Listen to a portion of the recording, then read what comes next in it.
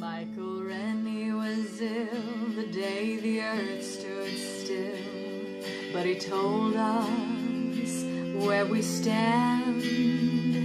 And Flash Gordon was there in silver underwear. Claude Rains was the invisible man. Then something went wrong for Fay Ray and King Kong. They got caught in a celluloid jam. Then at a deadly pace it came from outer space. And this is how the message ran. Science fiction, double feature, Dr. X will build a creature. See androids fighting, Brad and Janet, and Francis stars in Forbidden Planet. Whoa.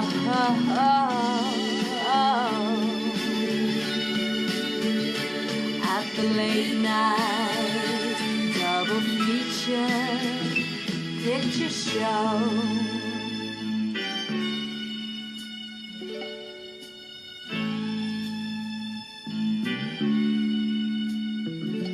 I knew Leo G. Carroll was over a barrel when Tarantula took to the hills. And I really got hot when I saw Jeanette Scott fight a trivet that spits poison and kills. Dana Andrews said prunes gave him the runes, and passing the muse lots of skills. But when worlds collide, said George Powell to his bride, I'm gonna give ya some terrible thrills, like science fiction, double feature, Dr. X will build a creature. See androids fighting, Brad and Janet, and Francis stars in Forbidden Planet. Whoa.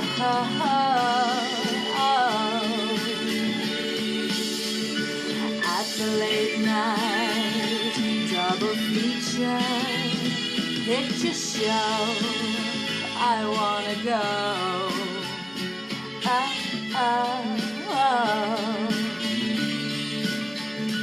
To the late night double feature picture show by RKO.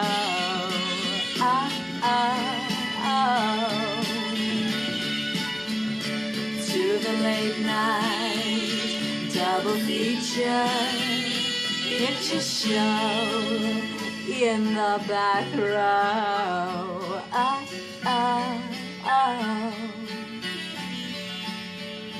To the late night double feature picture show.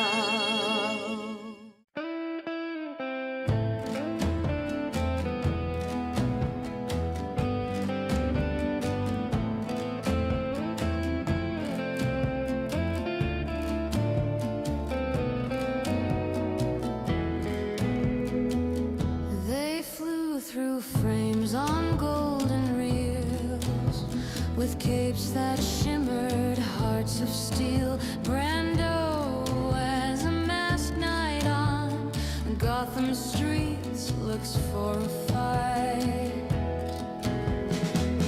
Oh, silver screens and capes that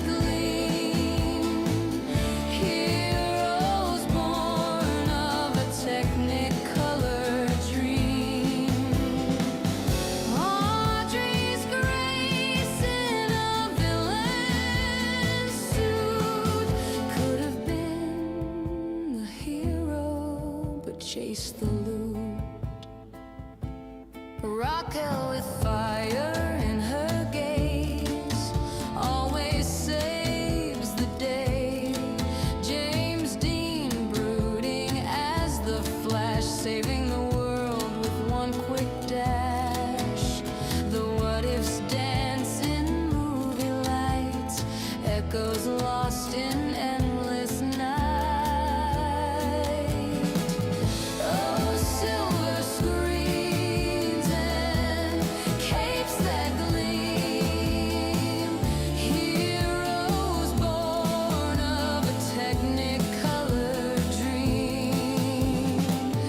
Heston's grit, Eastwood's flame, the perfect vigilante, oh, so rare. Carrying an overcoat, stalks Satan with an icy stride. These roles unplayed, the tales untold, classic stars in suits of gold.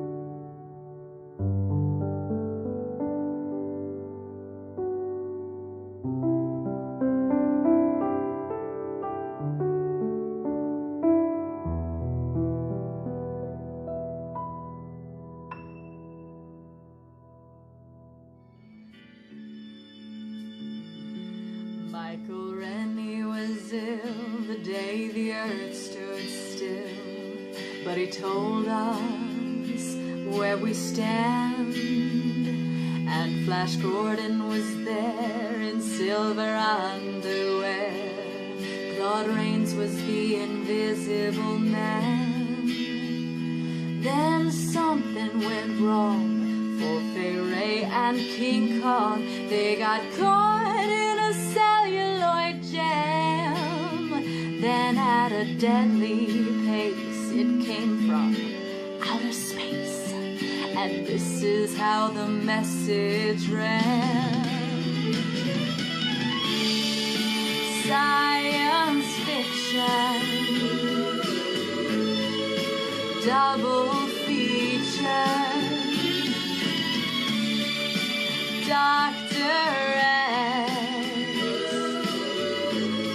will build a creature. See androids fighting. Brad and Janet and Francis stars in Forbidden Planet. Whoa.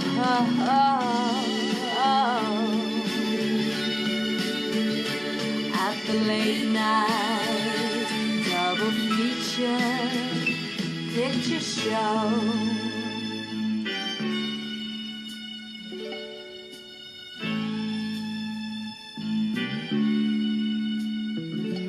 I knew Leo G. Carroll was over a barrel when Tarantula took to the hills. And I really got hot when I saw Jeanette Scott fight a trivet that spits poison and kills. Dana Andrews said prunes gave him the runes, and passing the muse lots of skills. But when worlds collide, said George Powell to his bride, I'm gonna give ya some terrible thrills, like a science fiction double feature. Dr. X will build a creature. See androids fighting. Brad and Janet and Francis stars in Forbidden Planet. Whoa.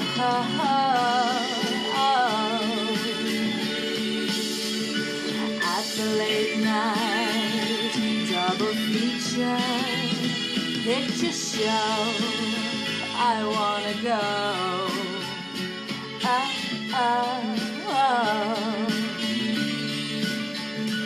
To the late night double feature picture show by RKO.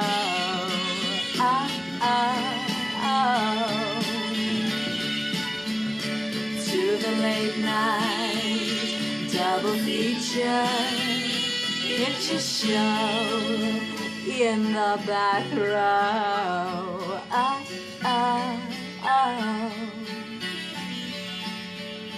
To the late night double feature picture show.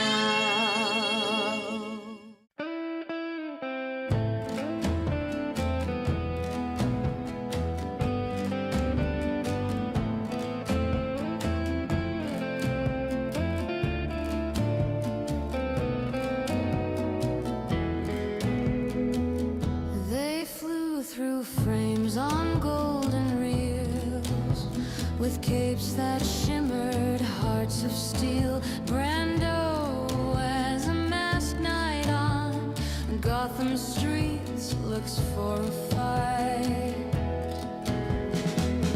Oh, silver screens and capes that gleam, heroes born of a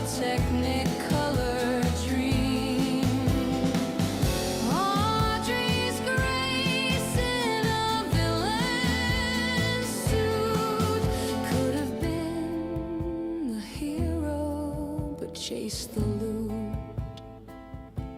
Raquel with fire in her gaze always saves the day. James Dean brooding as the Flash, saving the world with one quick dash. The what ifs dance in movie lights, echoes lost in endless night. Oh, silver screens and capes that gleam, heroes born of a technicolor dream. Heston's grit, Eastwood's flame, the perfect vigilante, oh, so rare. Carrying an overcoat, stalks Satan with an icy stride. These roles unplayed, the tales untold, classic stars in suits of gold.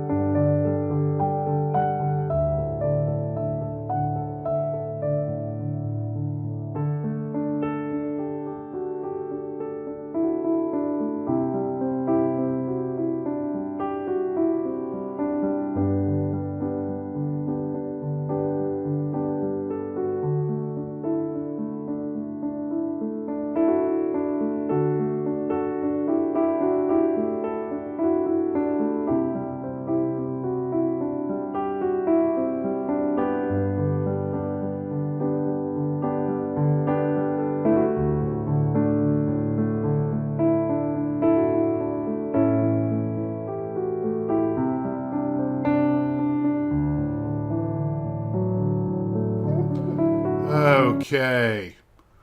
All right. So, everybody, welcome to another scintillating Maxis Models live stream. And before we get started, can you guys hear us? Ken, voice check. Checking the voice. Voicing check. And Steve? Check, check, check. Voice, okay, I'm registering you guys here. Let's see what the world says. It's Mexican night here in Illinois. And before we get started, can you Does that mean ice is on the ground there, or what does that mean? And Steve? Well, I'm hearing you guys. I'm hearing you guys. Okay. As Bond? Yeah. No. They mistyped that. It's Max as blonde. Yeah, maybe. My criminal name, Butterfinger. But. Well, it sounds like everybody hears. All right, good. How about Jeff Bezos as Dr. Evil? I was thinking as Lex Luthor. Now, Jeff Bezos is already a real-life Lex Luthor. Yes, he is. Elon's the real-life Tony Stark. Yes, he is. All right, according to people, there's more than one. People are saying that we're soft. We're soft? Where's We're this? fine. All right, let's do another one. 1, 2, 3, 4, 5. 1, 2, 3, 4, 5. 1, 2, 3, 4, 5. And I give it about 20 seconds so we'll hear back from them because of the time delay of all the satellites linking up in outer space. I can hear you all 5x5. Got all of you. I can put my microphone a little closer. That's not the problem, Max. Okay. Because I'm getting red on my little meter here, showing that your voice is too loud. Like the first time I ever heard that. Well, we'll get rolling, and then we'll let them. Let me real quick. Okay, we can turn off that, and we can turn on, and we're on air, and we're live. Okay, guys. A little background. Change to Realtek. Why that? I did not tell you to do that. Turn back. Yeah, I heard you change. Can you still hear me okay? Yeah. Okay, What? Max is loud, Steve is okay, Ken is quiet. Well, This volume is about Ken and Steve. you know what it is? I think I put it so close that it boomed out and flipped. It might have, because it's pegging red over here. I'll just set that over there. Okay, but everybody can still hear me, right? Yep. Okay. The neighbors can hear you, Max. Good. Just the way I likes it. Because, Ken, what is it all about? Me. Me. So anyway, I was watching some of these AI-made YouTube videos about when they recast characters for movies, and I was thinking, with modern technology, 3D printing and everything else, you could go buy Spider-Man, but instead of using the head that comes with the kit, you could 3D print, any character you want. And personally, I think there could actually be a little cottage industry and someone who's good at that, making different heads like of movie stars at different ages in their life, so that people who are tired of building the same thing can make their favorite movie star their favorite character. And so I went and did some screen grabs. All this stuff is borrowed, liberated from the interweb. So we'll take a look at some of the stuff they came up with, a lot of which you've been seeing, and we shall discuss these things. Because that's what we do. So,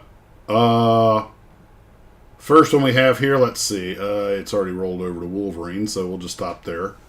And of course, I made them look like box art very quickly.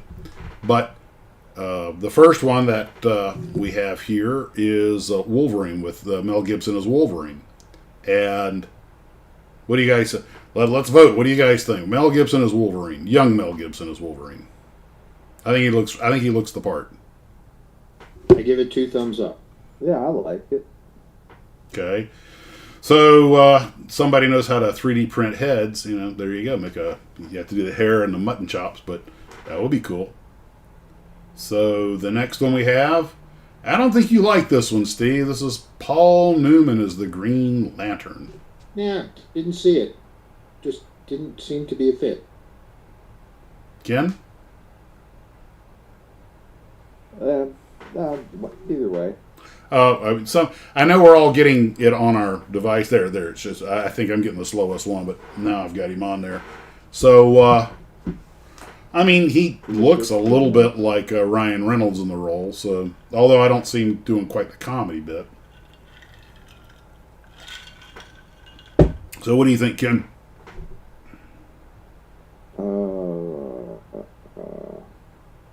I guess so. Wait, one of the things you got to consider is the character from the movie, the way the original actor played it. Can you see Paul Newman doing the same thing? Well, no, I see Paul Newman playing it very differently. But also that movie, if Newman was going to do it, would have made it in the 60s, so it had a very different vibe. Probably more serious. Ryan Reynolds' signature thing is that he's a funny guy, and he brings all this wall-breaking levity. Let's face it, Deadpool kind of redefined the way these movies are made.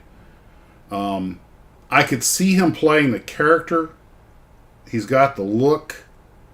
I don't see him, given the characters he played in the past. I don't know. Usually it's playing, let me think of, Cool Hand Luke and HUD. He played pretty obnoxious characters. So maybe he could pull it off. Not getting a lot of thumbs up on Newman. So Newman's a no-go. All right. The council has voted. Newman is off the list. Next one. I love this one. Leonard Nimoy as Vision. That's like a natural progression from Mr. Spock. All logic. Mm-hmm. It's really hard to tell it's Newman. I mean, Nimoy. Well, I mean, he is under a lot of makeup, but he's got the long face bone structure like Paul Bettany had, and given his history of playing Mr. Spock, he's got the history of playing the computer-esque character. Ken, picking your nose. You're on camera. I'm not picking my nose. See? Okay. Picking my nose. Everyone Okay, is Ken picking. Okay, hold on. We're going to vote of the council. Is Ken picking his nose or not? We shall wait for the results. Seriously? This is what your channel has degraded down to? I will abstain. Chicken. So anyway, okay then, quit playing with your nose. Besides, nobody can see that. You got the other things up there. We got somebody here. But I have to look at it. We got somebody here who came up with, what about I think he did play it in one of the movies, David Hasselhoff as Nick Fury. I could see it, but when we get to the other characters, I mean, I could see it, but in his generation, yeah, I suppose he would be a good one. But, so what do you guys think about Nimoy as Vision? I give it a thumbs up. Ken? Yeah, no. Okay, so we got two flat lines, a thumbs up. Nimoy's out. Go put your ears back on. Nick Nolte is, I know you guys, that's why I'm saying what they are, because I'm going to say this faster than it pops up on your screen, but Nick Nolte is Thanos.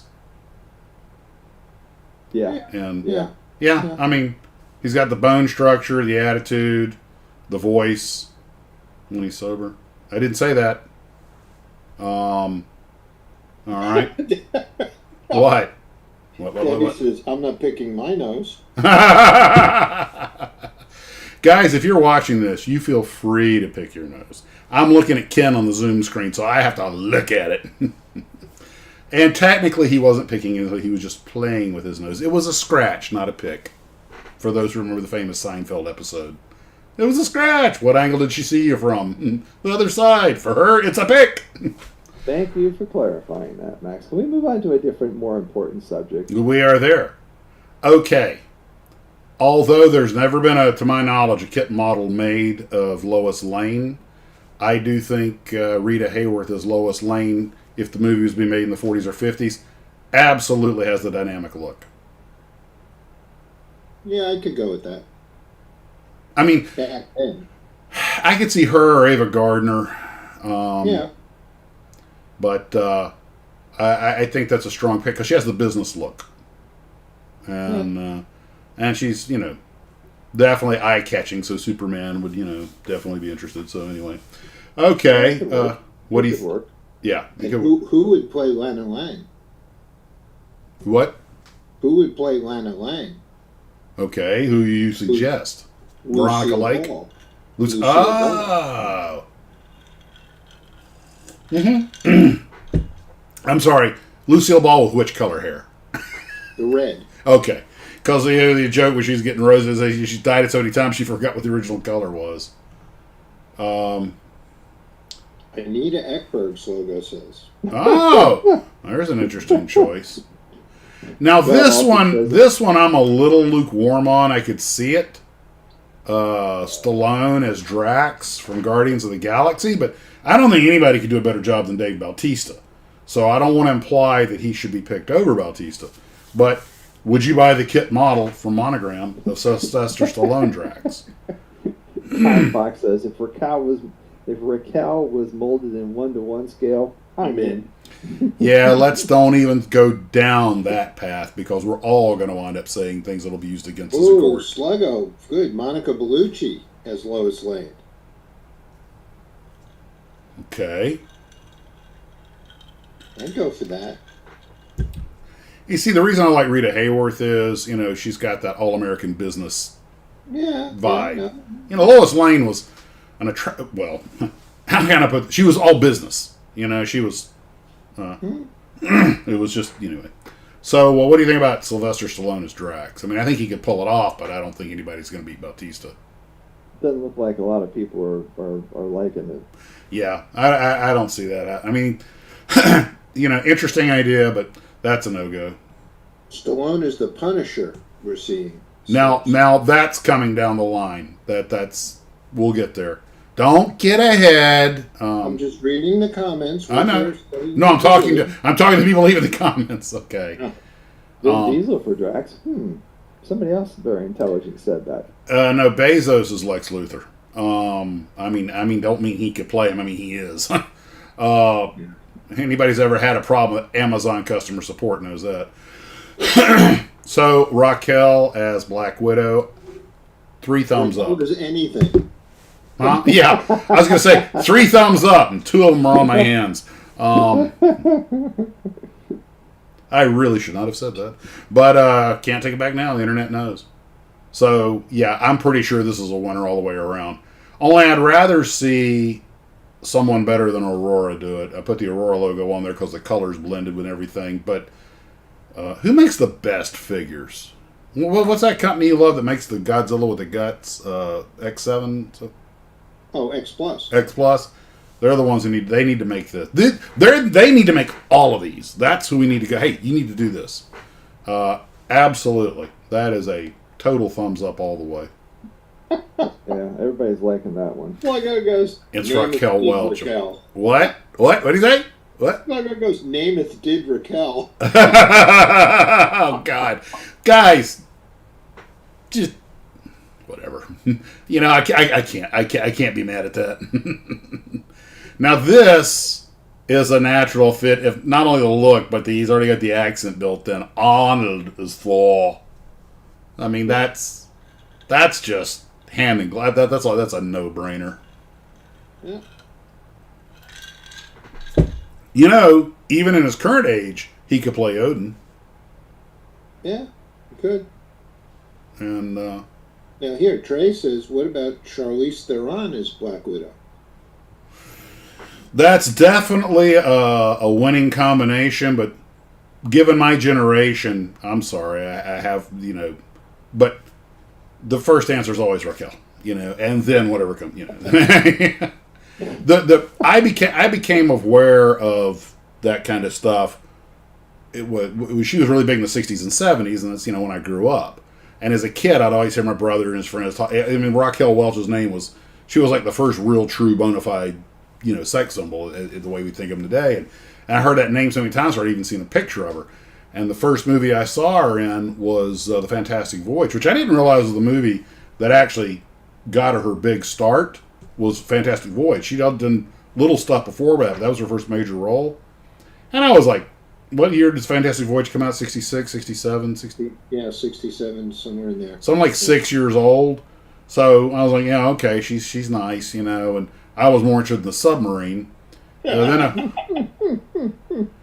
Then a few years later go by, and I'm getting a little older, and I go see Kansas City Bombers, and I'm like, oh, now I see. Frank Sabo says Raquel Welch is a distant cousin to my wife. Oh, we're coming over for dinner. The boys are back in town. Yeah, I was when I did this, I looked up her bio real quick. I knew she had Latin blood. Her father was from La Paz, Bolivia. Her mom was actually a descendant of one of the Mayflower people, so European, and that often makes a beautiful baby. And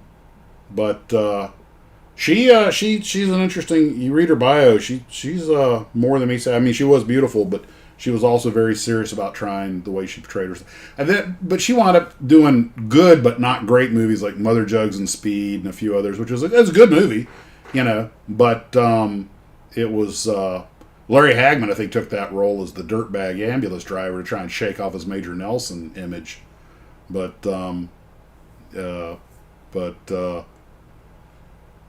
she was savvy. She was smart, and she was very careful. She did a lot of movies like Bandolero and stuff. She had to go head to head with the director that there are certain things she was not doing. If he didn't like it, she was leaving. So she never had to do what some actresses have had to do in the past to, make their career happen. But She is an icon. She's the definition of the word. And of course, Arnold. And then now Everybody this. liked Arnold. Oh yeah, Arnold's Thor is perfect. Now this next one, I think maybe my personal favorite as an excellent fit. As much as I love Raquel in anything and Arnie as Thor, but Michael J. Fox, the young, like Alex P. Keaton level, Michael J. Fox as Spider-Man, I think is an absolute perfect fit. He wouldn't. I mean, he'd be playing the bubbly, kind of goofy Peter Parker, not the ultra serious Alex Keaton. But he's got the look. He had the right age. He had the right build. And so, what say you? Yeah, I think that's a good fit. Ken doesn't seem so impressed. That's not too bad. I just never got into the Spider-Man movies. Oh, well, I love Tom Holland as far as the way he acts. I think he's captured the essence of Peter. I mean, all the guys that played him, Topher Grace and that was Topher Grace, right? Yeah. And Garfield and Tom Holland. I think they've all done a great job in their interpretation. I love when the three of them got together. It was wonderful. But having grown up with the comic books and everything, I just feel is Tom Holland maybe catches the essence best, but I don't really think he looks like Peter with the mask off. Michael J. Fox, I think, kind of looks like the Peter. I don't know. Maybe it's been so long since I actually read one of the old comic books, but I can just see it. Lance Travell says Michael J. Fox is Jimmy Olsen. Yeah, you know what? He sort of could, except that he's an A-list actor, and I mean, you'd have to make the movie about Jimmy Olsen. In other words, he's not going to, co-star. But yeah, I could see him playing Jimmy Olsen. Jimmy Olsen's not a superhero, though. But point is that he could fit the role, and we're talking about superheroes here. Let's stay on topic. Yeah, we're talking about superheroes. So, what I could not see Michael J. Fox is playing one of the, as he got older, he wasn't very tall, and I could not see him playing pretty much any other superhero. That's about the only one, except maybe Ant-Man. But then he's halfway shrunk already. So did I say that? I'm sorry. What about Jake Gyllenhaal as Superman? I suppose. I mean, the guy that got doing it in the new movie is okay. He's just not. Well, when we get to the Superman, I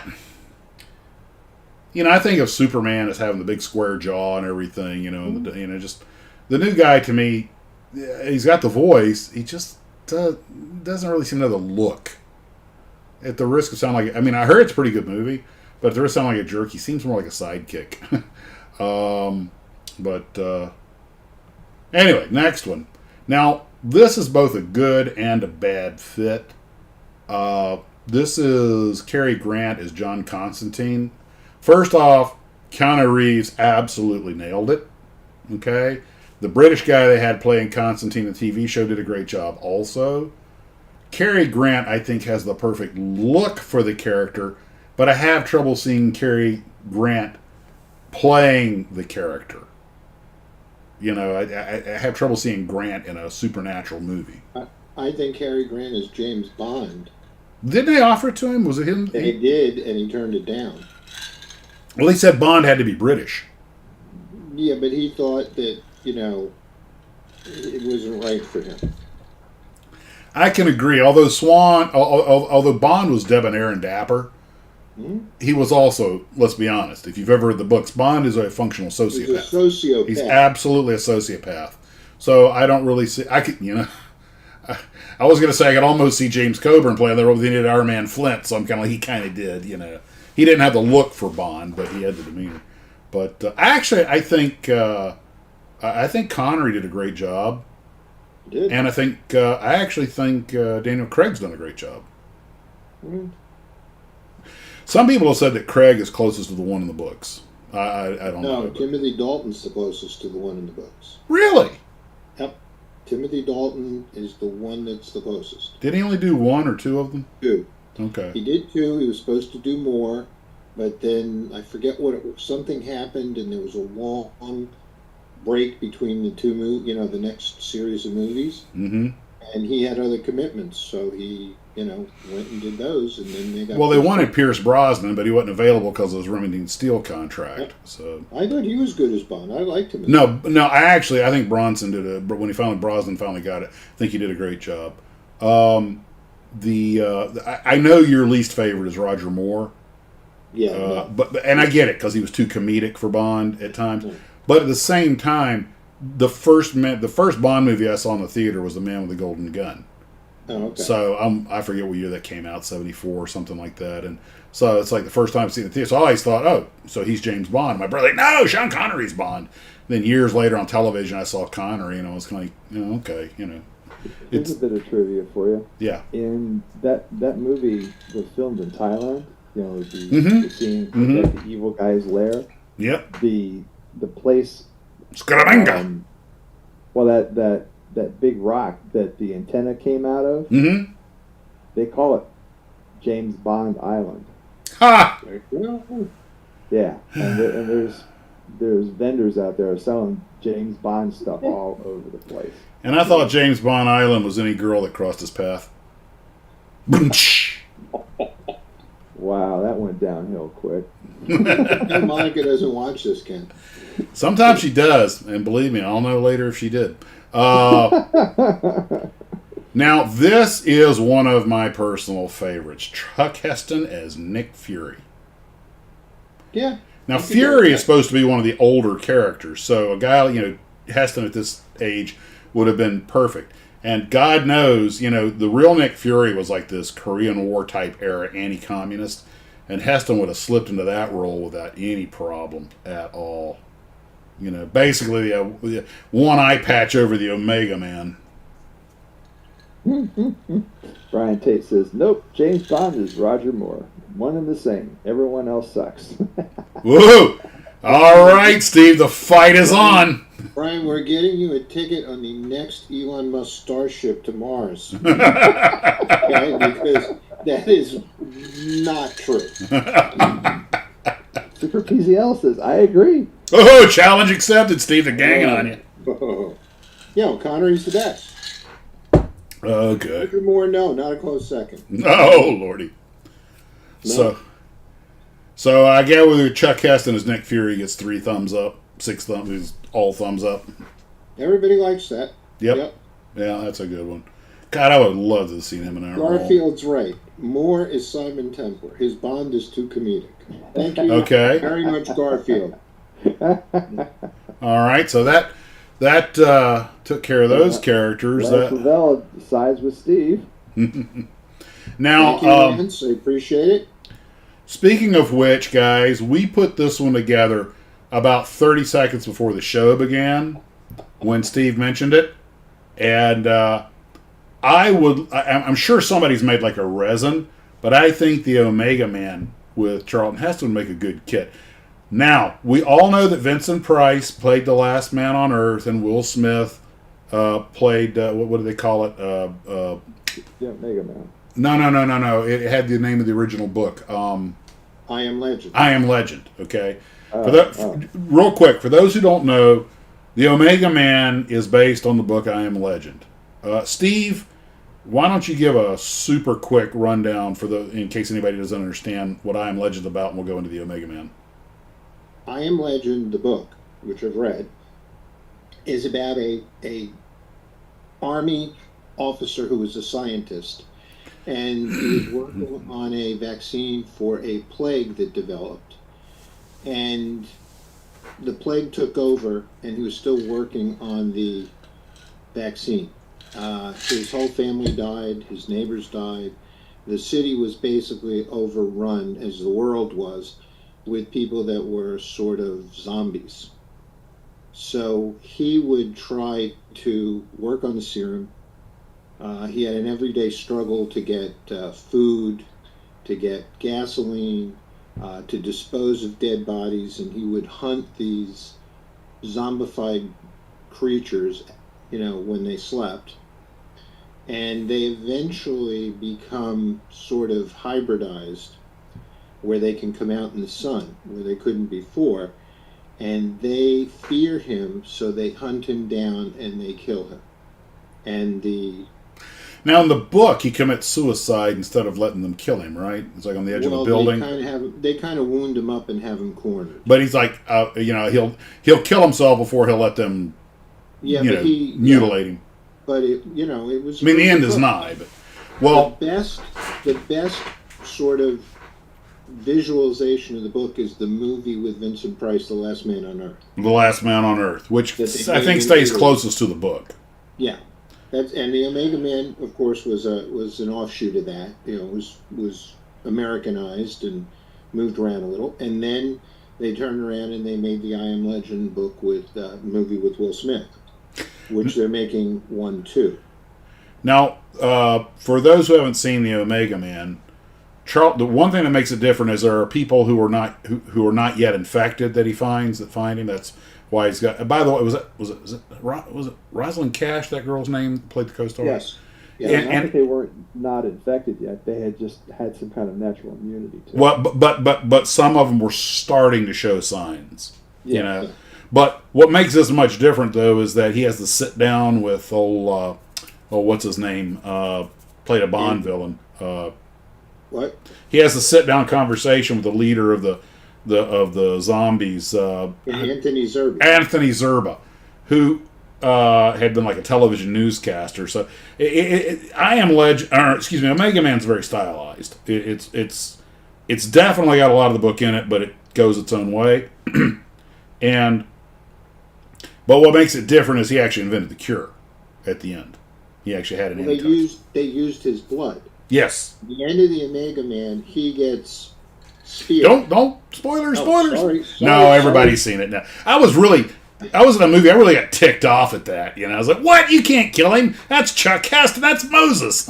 He gets speared, and the people who were not infected, who were living up in the mountains that were helping him develop this cure, they came and found him and took his blood, and that's how they got he had the serum already developed. I remember it was in the bottle, and Rosalind Cash had been affected, but they took her prisoner so they could cure her because they cured her brother, but he tried to make peace and that backfired. Yeah, didn't work out. Yeah, but the thing I didn't appreciate is apparently that movie carries a lot of messianic themes. Like when they got him up on the thing, they're trying to burn him, they rescue him. Yeah. And but they said even at the end, if you notice when they go into like the negative red screen, he's in a Christ position. So anyway, great movie, pure Charlton Heston. And if somebody made those two figurines as a kit, I would not be able to resist it. Yeah, without a doubt. And without a doubt. Well, in that movie, he was in a helicopter with the cure on his way someplace, and the helicopter crashed. Right. The pilot got affected. In fact, he started showing symptoms and got sick while they were in the chopper, so he didn't know how to fly the helicopter, so they crashed.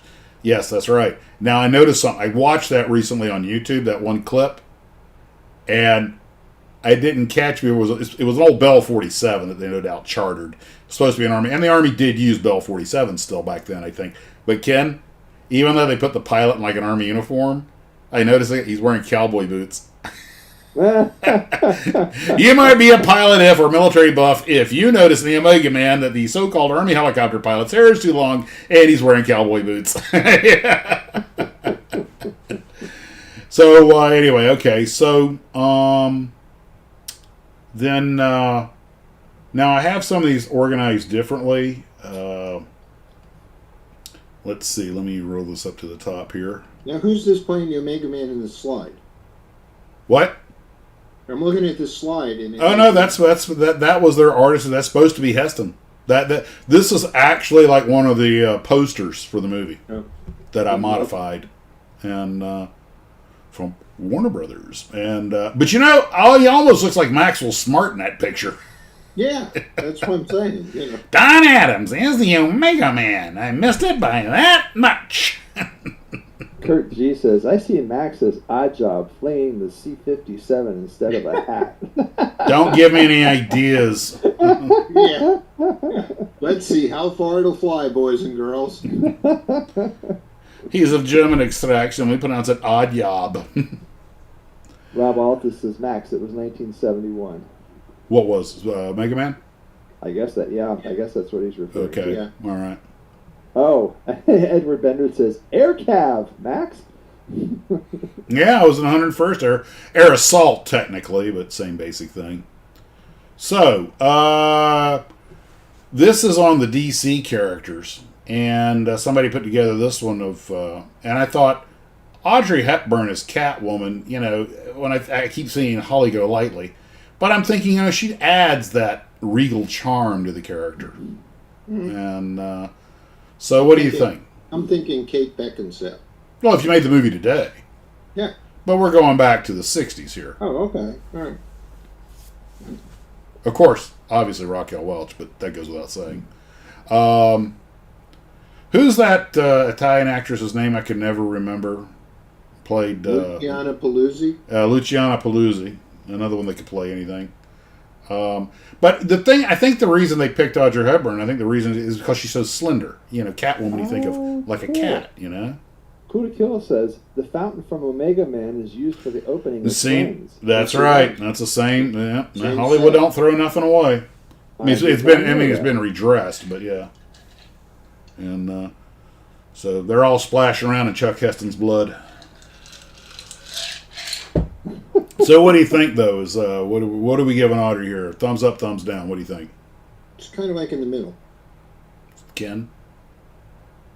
Well, somebody else said that they thought she was too small for it. I kind of agree. Okay, so probably, not the greatest casting Lance job. Revell says Sophia Loren as Catwoman. Sophia Loren is anything. And I agree with Craig. Julie Newmar, you don't mess with perfection. No, he's right. You really no. I agree. Julie Newmar was perfect for the role. There's no better casting, so that's a no-go.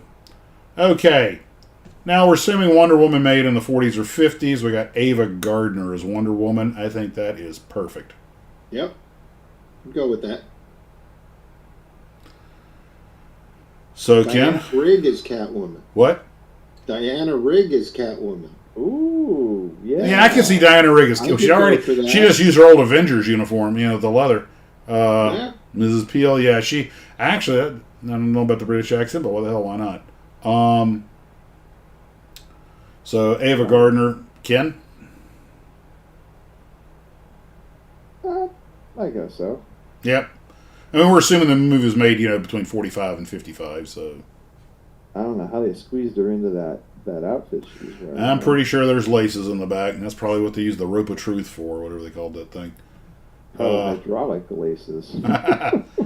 And if the movie was made in the 60s to early 70s, of course, who else other than Raquel Welch as Wonder Woman? Who, by the way, I might add, kind of looks a little bit like Linda Carter, in that, who was excellently cast, I might add. Wendell says Natalie Wood. I could see Natalie Wood as Catwoman because of her slight build. I don't see her as Wonder Woman. Sligo says, sorry, but Miss Riggs had no jugs. Wow. Just, straight to the point here. Yeah. No subtlety there. Well, I mean, we're doing all this. Where's Ursula Andress in this? Come on. Come on. Honey Ryder's got to be Ursula Andress. Let's see. It's I don't know. I could see her as Captain Marvel. Blonde and all. Okay, now this one, even my wife didn't like this one, but I'm thinking young, healthy Marlon Brando as Batman. But some of you guys are not thrilled by that idea. No, Craig Swan says, how about Lana Wood as Wonder Woman? Well, not Lana Turner. Because Lana Wood's got dark hair, but okay. Okay. So you weren't real thrilled with the idea of Marlon Brando as Batman? No, not at all. No. Ken, any opinion? Who, me or everybody Ken. else? I'm not a real big fan of Marlon Brando, so Okay, so Brando's a no-go. We're getting a lot of no's and thumbs down on Marlon. All right, so Marlon's out. Adam, your job is safe. Hells no. So, if you were going to make a non-campy one in the 50s or 60s, who do you cast? Bill Campbell says Marlon would work as a brooding Batman. How about Patrick Swayze? As Batman? Yeah. I'm not seeing that. No? Brando would be better as a villain. Probably. Yeah. I could see him as the Penguin, or better yet, as was it not Kingpin? Yeah, Kingpin. Yeah, Kingpin. Yeah. See Brando as Kingpin. D'Onofrio did a good job with it. You're going to need a bigger bat suit. We already talked about Rita Hayworth. Now this one I did not expect to like, but it's Rock Hudson as Superman. Yeah, I think that's perfect. I was shocked at how well he fit into that, and I'm thinking, you know what, he actually. And the suit and the cape and everything, it's the right colors for the LGBTQ flag. Yeah, okay. Had to go there. But I do agree. I think he would be good at that. I think that would be a good pick. I do. So, guys, Rock Hudson Superman. Telling you, you're gonna sell 100,000 of them. Somebody needs to make the mold, or at least the head to go on the existing Superman. Although the existing Superman actually looks a little bit like him, so the kit model. So it's not that far to go. But Lance Ravel says Timothy Dalton as Batman. British Batman. Well, we could always look at Christian Bale. True. Huh? Fair enough. And Super PLC says Jack Elam as retired Superman. That's retired Superman after he's been exposed to kryptonite for years.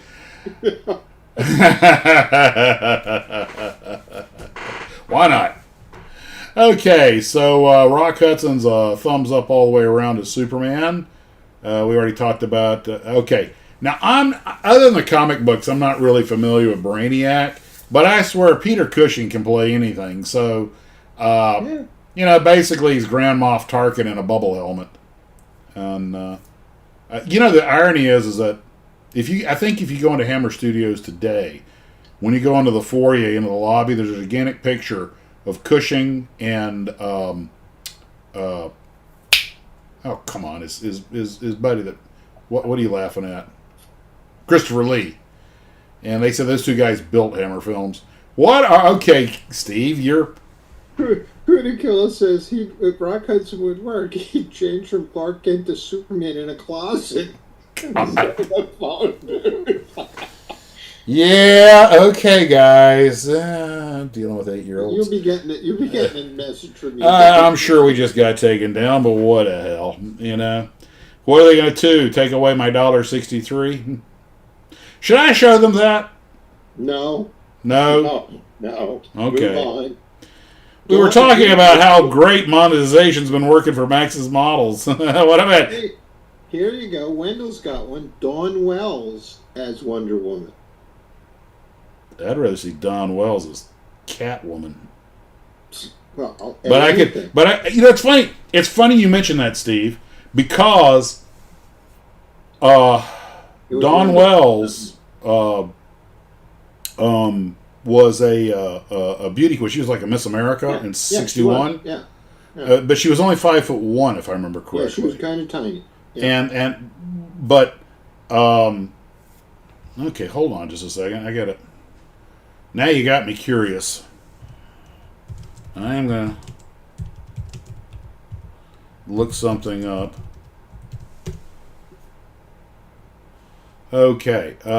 You see, Raquel Welch was 5'6". Sophia Loren 5'9". For the red-headed actress that we were saying for Lana Lang. What? Keanu Louise. Oh yeah, absolutely. Yes. And but anyway, I think the problem Dawn Wells would have in a super. Well, I don't know how tall is ScarJo, and she plays Black Widow. Yeah, she's not that tall. Yeah. Oh, she's tiny. But Dawn Wells has such a girl next door reputation that maybe Batgirl. But anyway, let's see. Then we got James Dean as the Flash, and Gabrielle Drake as Catwoman. from UFO. Yeah, I could see that. Yeah. You get a point, Garfield. Is she going to keep the silver wig? James Dean as the Flash.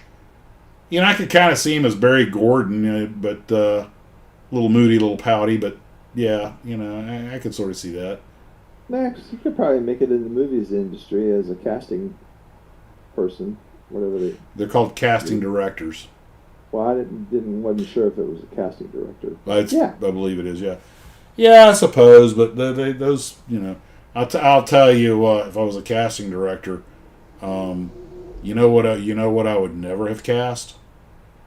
That silly looking iguana as Godzilla. But perhaps I digress. Yes. That's So what do you think about James Dean as the Flash? Yes, no? we're not getting warm and fuzzy on Dean. So Dean's out. You know who Dean could play? You know who Dean could play? He could probably play the Riddler. Yeah. No, they're not seeing it. Now, this one, James Garner as Superman. I see James Garner as a television Superman. Yeah, I could see it. You know. And I don't know why I get that vibe. Maybe because he did Rockford Files and Maverick. And he did do movies. He did movies with Marlon Brando. Like Sayonara. Windows 36 is guy who played Gallagher on 12 O'Clock High. I remember 12 O'Clock High. I don't remember which one was Gallagher. But I could... Go ahead. What about Gregory Peck as Superman?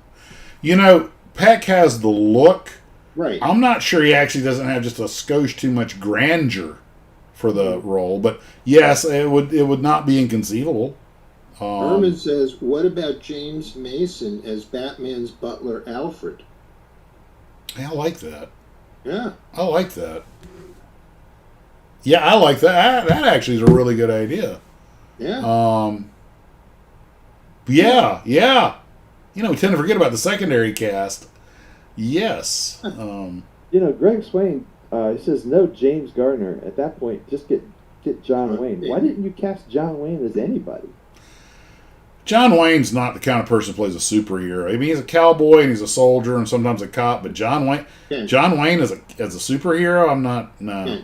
And John Wayne's a real superhero. He doesn't act. No, I don't see John Wayne. If I was as strongly anti-communist as he was, if I saw him as anything, it'd be Nick Fury. But I still don't see him as Nick Fury. No,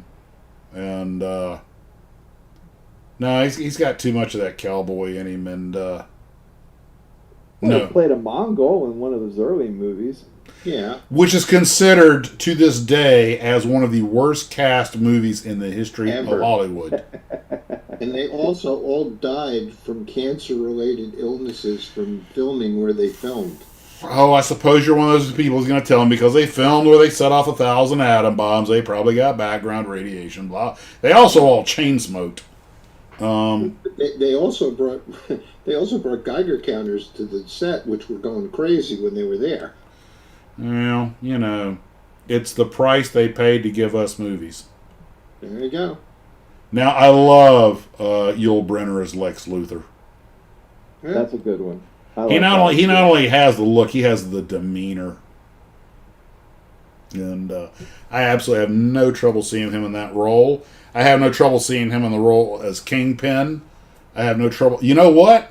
He could also play General Zod. Yeah. I don't think there's an authoritarian role he couldn't play, you know. Boomer Crazy says Wayne as Thanos would be funny. Well, Pilgrim, I'm here to destroy your planet, you know. And Yeah, Yul Brynner is getting a thumbs up. Yeah. Yeah. Paul Adams goes, Yul Brynner? Oh, yes. Yeah. That was... I hear he was hard to work with, but he was really, really, really a good actor. But he had a real beef with Steve McQueen. Oh, God, yes. Because of the stunts on The Magnificent Seven. Steve Wayne used to just taunt him. Well, he knew how to get him. he knew how to push his buttons.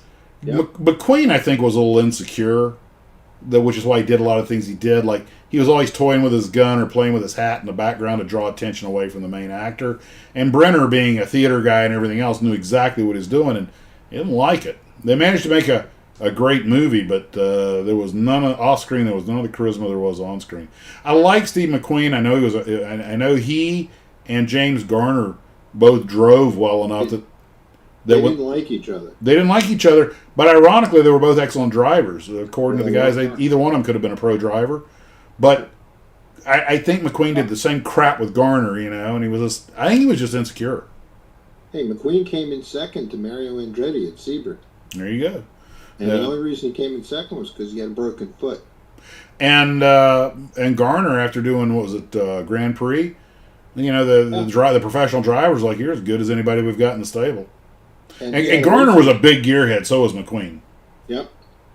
In fact, he got McQueen in trouble in the Marine Corps because he apparently made unapproved modifications of his tank that wound up blowing the engine. But that aside, though, I think Brenner was a great actor, and I understand he was kind of difficult to work with too. But he was man, he really brought his roles to life. That booming voice of his helped. I imagine those 5-pack a day of unfiltered cigarettes probably helped with that. Yeah. I love the commercial he made. Do you remember? After he died, it was released after he died. Yes. The anti-smoking. If I had not smoked, I would still be here talking to you today. Yes. Yeah, I remember. We already talked about Newman as Green Lantern. That's a no-go. So this next one, I'm not really familiar with Manhunter as a character. I think he's supposed to be a Martian. But what do you think about Kirk Douglas's Manhunter?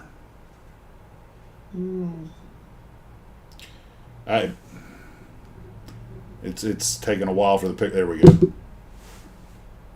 I mean, he kind of has the look, but you could probably see Kirk Douglas as Batman. Bill Campbell says John Wayne could be General Ross in the Hulk movies. That he could do. Yeah, a military figure, absolutely. And I don't know. I'm not seeing Kirk Douglas as Manhunter. Something about it just doesn't quite. First off, I couldn't see Kirk Douglas accepting the role. I understand he was another one was difficult to work with. He was all worried about blocking camera angles and everything, trying to direct for the director, and maybe that was a later career thing. But I like to watch those videos. 5 actors so and so didn't like acting with or didn't like directing, and that doesn't mean they're bad people or anything. It's just these people, their image is their life, and they know how they like to be photographed, and sometimes that doesn't meet the director's vision. I think Douglas got kicked off a couple of movies, even as a A-lister, because they couldn't work with him. He was not a nice person. That's what I hear. He was not a nice person. Yeah, maybe he is the right person to play Manhunter then. Yeah. I mean, it was Joan Crawford, but she wound up doing, what was that last movie she did? Prague? Yeah. That's her ticking people off in Hollywood get you. I don't care how big you. Although her and when she did that movie with her arch nemesis, Whatever Happened to Baby Jane? Yeah. Oh my God. Yeah, that was rough. My understanding is the friction between those two wasn't even acting. They hated each other for decades. Yeah. Yul Brynner is Taurus Bulba. Yeah, I think that may be the first movie I saw him in. Yul Brynner did a great job in Westworld. Yeah, did. Let's see. Now, we talked about this earlier, and I like the idea of Elvis as Shazam because Elvis was just an overgrown kid, and Shazam's basically a kid. And I think, I don't know if his acting chops could have pulled it off, but I don't see why not. Elvis as Shazam, I think, could actually work. If you don't mind Shazam, I'm singing a tune now and again. Elvis wasn't as bad an actor as people made him out to be. Elvis was handed a lot of crappy material. Yes. I mean, the thing that really would have turned his career big time was they wanted him to do A Star Is Born with Barbra Streisand. Yeah. and play the Chris Christopherson role. Yeah. And he wanted to do it, and the Colonel wouldn't let him do it. Because the Colonel didn't want him to be seen as... Serious actor. Yeah. Well, he didn't want to see him, as what he would be portrayed in the movie, that he was an alcoholic, down and out, musician. Colonel. But that would have been, I think he would have done really well. Now, the Colonel is somebody that could have played Lex Luthor in real life. The Colonel should have been, never mind. Don't get me started on the Colonel. Don't go there. Now, this, I think, Steve, is you and my... What are you laughing at, Ken? The Mer Crazy says, Max's Shazam. I'm an overgrown kid, very overgrown. It's Shazam with a thyroid problem. Now, Steve, you and I think this may be both of ours personal favorite, and that's Vincent Price as the Joker. Absolutely. I would cast him today in that role. It's basically Dr. Phibes with lipstick. Yep. He would be phenomenal in it. I remember seeing the trailers for Dr. Phibes at the movie theater and being afraid to go see the movie, so I never saw it. Oh, yeah. I mean, look at it this way. He was so good that just by hearing his voice on Michael Jackson's Thriller video, yes, you stand up and say, "Whoa!" Now, when we were out in California last week, we went up with my son and my daughter-in-law. We went up to the Griffith Park Observatory. That's the one place we didn't get to. Okay, so now I said to him, "Come on," I said, "let's go someplace I want to show you." Vincent's getting a lot of thumbs up. There you go. So we went to the house on Haunted Hill, which is up in the hills by the observatory. And I mean, I think that was one of his best roles ever. Which one? The House on Haunted Hill. Oh, by the way, real quick, HNX Media says Kurt Russell is Sergeant Rock. Absolutely, I could see that because he did. Was it Universal Soldier?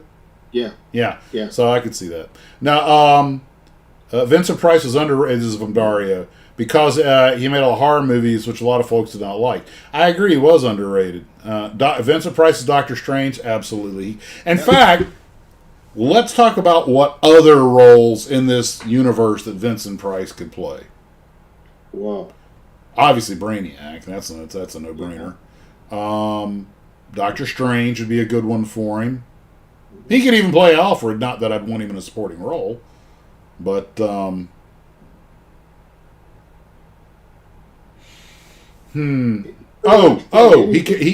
Joker. Oh, yeah. He's already the Joker here. I was thinking what's that other one? Two-Face. Yes. I'm gonna need a minute, boys. Bob, no one told me he had one of those. The one thing was he never, ever, except in a couple of, but he never really played the good guy.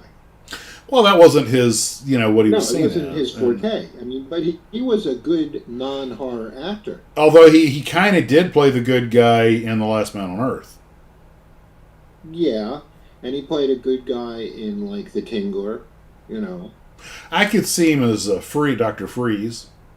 Yes. And I could even see him as the Riddler, Joker or the Riddler. Yeah. And although I don't, God, after Frank Gorshin, talk about an act to follow. Yeah, that's tough. Hey, you want to cast the Joker? You look for the most spastic actor you can find. Steve Buscemi would have been great. Steve Buscemi would be an awesome Joker. I mean, I'll agree that nut job, what's his name, that played the Joker in the Val Kilmer movie. The controversial one that keeps getting in trouble. That does. Good Lord, Jim Carrey. Right. And Jim Carrey did own it, and I think he did an okay version of it. But I could totally see Vincent Price in that role. But God, Vincent can play just about any villain role outside of Catwoman. Yeah. Outside of Catwoman? Yes, Ken, absolutely outside of Catwoman. I don't think we could have him as Catwoman, Ken. What made you think of that? I was looking for a role he couldn't play. The path that he takes to things. I wouldn't cast him as Poison Ivy with that hair. But he could. I wouldn't cast him as Lex Luthor, although I'm sure he could pull it off. But He'd be good as Lex Luthor. yeah, he would. Still like Yul Brynner for that role, though. But no, I think the Joker. That's the perfect place for him. And okay, well, we have our fan favorite here. Let me see what. Let's go next one. Now, this one kind of surprised me for about a millisecond. I think pegging Frank Sinatra as the Joker is, well, you know more about Frank than I do, being a New York boy. But although I actually wasn't Sinatra from Jersey. Yeah, he was Hoboken. But Across the river. But my understanding, although I understand, Frank could be a great guy at times, but I understand he could also be. He could be a little testy when they used to work Las Vegas, with the Rat Pack, and he would always be kind of short with like the staff, yeah. As Dean Martin was always. Dean always used to keep him reeled in. Come on, the guy's trying to make a living. He's doing what you want him to do. Cut him a break, that kind of thing. I didn't think about it. But that's why I think if Frank could channel that, because he played like Tony Rome and a few other tough guys, it wouldn't be much of a jump for him to play a character like this. Not at all. And so Dino, if you were going to put Dino in one of these movies, what would it be? Oh, my first inclination is to say Batman, but I think that's a little too easy. Now, the problem with Dino is, although he did do some serious movies, he always had the same roles as he played on his show on TV, where he just had that happy-go-lucky, persona. Uh-huh. So that's kind of tough. Like, what would you, put him in? I can't see him as a superhero. I just can't. Yeah.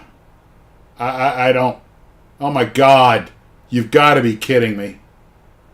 Just out of curiosity, I put Dean Martin as Batman, and be damned if somebody didn't gin up a picture of it.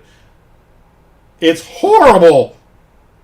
There's no way I'm showing you guys that. Just go Dean Martin's portrait as Batman, and you can see it for yourself. Oh, no. No. That is just all kinds of a whole world to know. Hey, I just thought of this. Wendell put up something. Picture Vincent Price as Dr. Strangelove. Oh, yeah, that's not a problem. That would be great. But then I don't have any trouble seeing Peter Sellers as the Riddler, so... No. Well, Herman has it here. Robin Williams is the Joker. That's a natural fit. That's not a bad idea. I could see Philip Seymour Hoffman as the Penguin. Absolutely. Although, I gotta admit, Danny DeVito owned that role. Burgess Meredith and Danny DeVito. Or you could see Philip Seymour Hoffman as your brother. Yeah, that guy could play. He was a true chameleon. Oh, you know who could play the Joker or the Riddler? Is the guy who can play anything, Sam Rockwell. Hmm. Of course. Well, Lance says, what about young Jerry Lewis? As the Joker? Or as the Riddler? Yeah, as the Riddler. Yeah, I can actually see that. I can. John Ashley Smith says Frank Sinatra played Frank Sinatra in every film he starred in. I think we have covered all of the characters on this row of slides.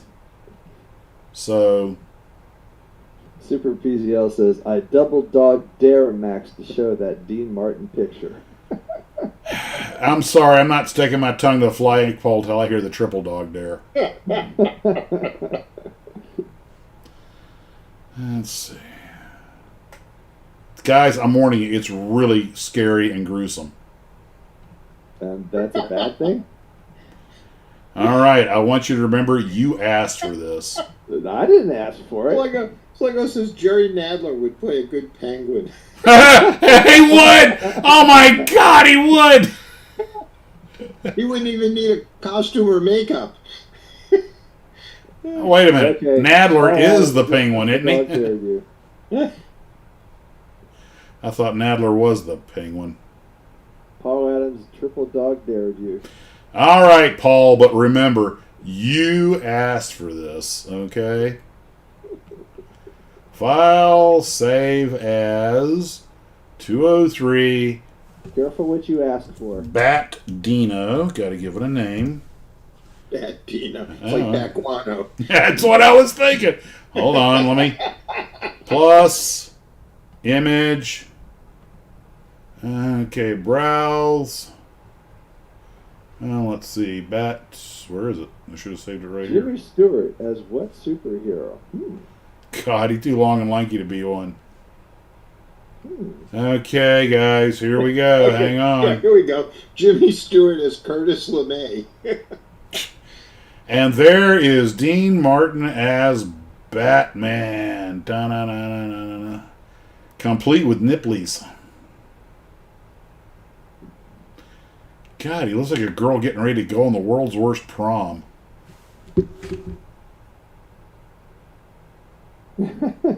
You have to have the volume up to hear Steve and Ken. Then Max screams, OMG!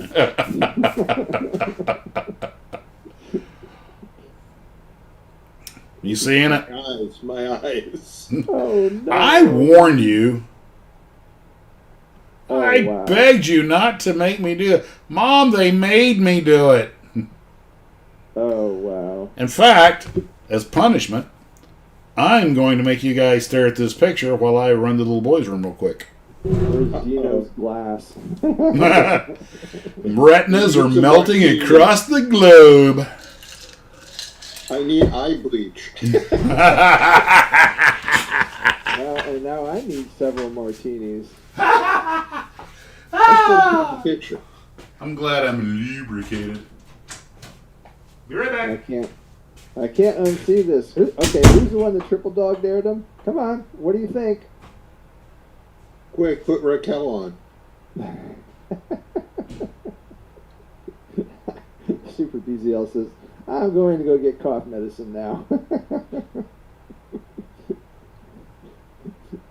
Roy says, we will never talk of this again. This again. We will never speak of this again.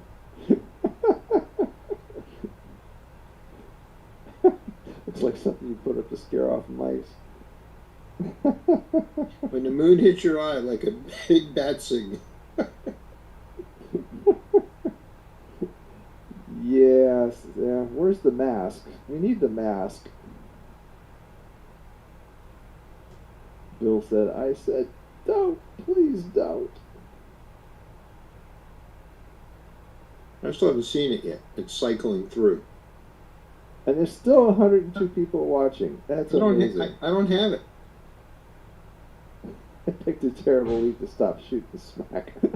Yeah. Yes, this will be left unsaid. So would Jerry Lewis be Robin?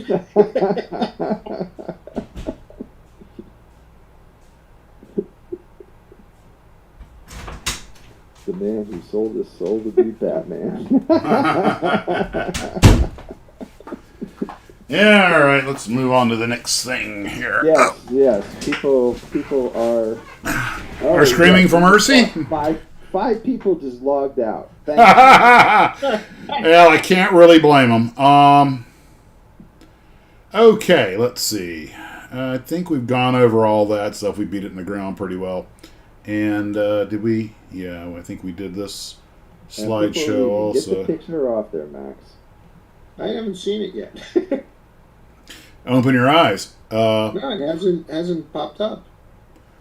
So, let's see here. Oops. Okay. I think we went over all of these. And you're wondering why you're only getting $1.89 a month? Yeah. Okay, yeah, looks like we covered them all. Okay, well, that was, A terrible. Oh yeah, end now I to a see not- it. Oh to a- yeah. Oh God. What? Ugh. Now I just saw the Dean Martin thing and popped up on my phone. oh, God. Look Just at those now. bat ears. Woo. Yeah, that's bad. It's bad. It's not Batman, it's Badman. And did we do all these already? Let's see. Let me run this up. Okay, we did Chuck. Okay, did we do, oh, wait a minute. We did show Clint Eastwood as Nick Fury, didn't we? Yes. Yes. Okay. So we got Nick, we got Spider-Man. These are the ones I made with the boxes. Richard Roundtree is Black Panther. Okay, I'll go for that. And it'll take a few seconds before it... you remember we're running the big delay here, about 20 seconds. But,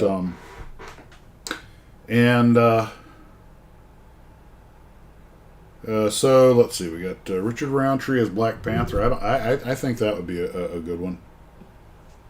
We're going to be Chris. We're going to be talking about your models here in just a minute. In fact, that's the next thing on the agenda. Now they had Tom Selleck as Iron Man, which I can see. Yeah. But that's Tom Selleck in his 30s or 40s. Right. But I always thought that he would have been perfect, way back when, to make a man with him as Tony Stark. I agree. I think that's and now Sigourney Weaver as Nebula. I know she's not the biggest character, and the actress that played her did a great job. But when they put this together, I was thinking she actually, she's the queen of sci-fi, so there's really not a sci-fi character she can't play. Sigourney Weaver could play almost any female character. Nebula, Catwoman, well, she's, just Batgirl, any of them. I don't see him she couldn't play. Super PZL says Burt Reynolds is Iron Man. Actually, that was one of the options. I didn't do a screen grab on it, and he did look the part. My only problem with Burt Reynolds as Iron Man is he tends to play although he is, comedic like Tony Stark tends to be with Morton Downey Jr., but he's not really that serious. He could do it. He could do it, but I'd prefer Selleck, I think. Billy D. Williams is War Machine. I think that would be a good one. Actually, I think it would be a great one. And not only against Don Cheadle, he does a great job, but maybe a younger Billy Sigourney D. Weaver. Huh? Maybe a younger Sigourney Weaver. She just looks too old. Oh, no, we're talking about younger. Yeah, absolutely.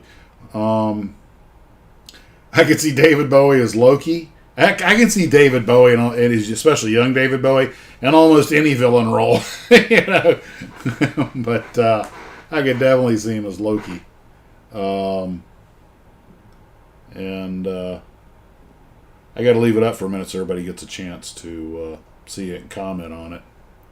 But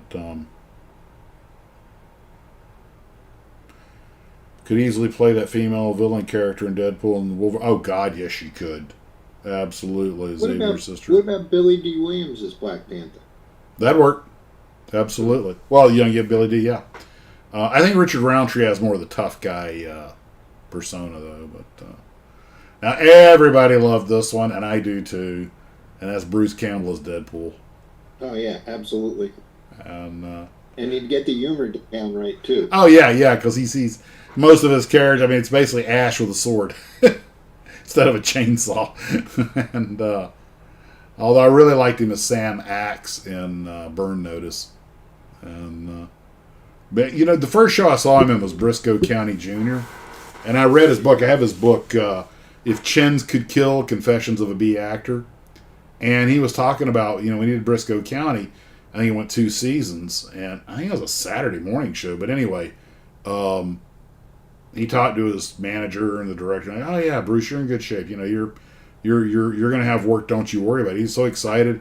I think he bought a house or something. And then after 2 seasons, the show went off the air. They had the resolution. He did not work again for 2 years. Yeah. Yeah, he was driving a cab in L.A. So. But I could definitely see him as Deadpool. And he's got the snark. That seems a little bit too big. I don't think so. I mean, we think it's a little bit out of proportion. We only think of Deadpool as being the way we've seen the movies because of the actor. Yeah, as playing him. But actually, I think he would be just right for the job. But Michael Douglas' Ant-Man, that's no stretch because he played Professor Pym, who invented the ant suit. So, yeah, he has the look for it. And now you had some issues with Steve McQueen as Hawkeye, which I sort of understand, but he's kind of got the look, because he was an outdoorsy kind of guy, He does. And But and McQueen would, I remember movies like The Sand Pebbles, and where he actually has that outdoorsy sort of vibe, which would go well. And, but we're talking about McQueen in his late 20s, not Blob time. yeah. We were talking about Gibson works as Wolverine, Nimoy. I don't know. Okay. Yeah, I think we. Oh, the other one, the one we hadn't gotten around to yet. They had a bunch of different women that they had ideated up as Captain Marvel, and they were all fine. Michelle Pfeiffer, who was actually, but she's another one that can fit a lot of these heroine roles really well. But I really liked Farrah Fawcett. With the feathered hair look and everything, I just thought I know that's not really like out of the comic book. Marvel often had short hair and everything, but I don't know. There's something so 70s about it. You know what I mean? I mean, I can see her as like a TV version of Captain Marvel. I don't know how good she would do it, because you read the comic books, Marvel is actually kind of a jerk. But I don't know. I just liked the look. I thought it was awesome. What do you think? Yeah, I'd go with that. Ken? Sure, why not? So we have 1 thumbs up and 2 half thumbs ups. With conviction. She was hot in Logan's Run. Yeah. And I think it was her first acting role. She was hot in Saturn 3. Yep. Yeah, By the way, she yeah. also, believe it or not, had a very small bit part for like 10 seconds in the Partridge Family. Oh, really? Yeah. Played a girl on the street that they encountered for a few seconds. But so folks had talked about Sylvester Stallone as the Punisher. They didn't overlook that one. And Stuart Littery says you could always tell when Pharaoh was cold. Yeah. But people talked about Stallone as the Punisher. And when I see that with that image, I said, you know what? Just all they did was slap a chest on the character from Cobra. Yeah, that's it. Not much of a stretch. Basically Rambo in body armor. But I gotta admit, I could absolutely see Stallone in that role. Well, he's doing a pretty good job of Tulsa Kings. You seen that? Yeah, I like it. I like it. I think Stallone just being himself. I don't think he's acting. No. Patrick Swayze, good Captain America, for like the 1970s. And can absolutely, All-American Boy and all that other good stuff. Craig Swain says, and that's when YouTube cut the feed. Hey, I'm not molesticating any boomsticks, so no excuses. I could see Robert Redford in a 1940s version of Captain America, which young Robert Redford. I could see that, and Absolutely, I think that makes a lot of sense. But there's Stallone played a character in a science fiction movie where he was a street judge, but I can't remember Judge the name. Dredd. Judge Dredd. Judge Dredd. Or yeah. Dredd. Yeah, the Stallone movie was different. The one with Carl Urban, I think, was more like the books. Yeah, Or it the was. Magard, yeah. It was actually, Stallone's world wasn't quite dark enough. That one was a little, I don't want to use the word comedic. It's funny. It was a little comic booky, but the one with the one with Urban was actually closer to the graphic. I don't even want to call it a comic book. It was a graphic novel because it was graphic. And we talked about Arnie as Thor. I think we are all the way through them. And I yes, think we we are. pretty much covered this subject. Time to do a tangent somewhere. Well, I have just the thing, okay? Guys, I got a package from Chris Jordan today, which included, amongst other things, oops, sorry, wrong image. Here we go. We're going to go over all the stuff here, but okay, hold on. Edge sander, here we go. Go up there. This is an edge sander. In fact, I have it right here. Let me just move that over here. I have it right here in the bag, and it is a device that straps these pieces of sandpaper across it, and it allows you to sand around corners and stuff. So that was one thing.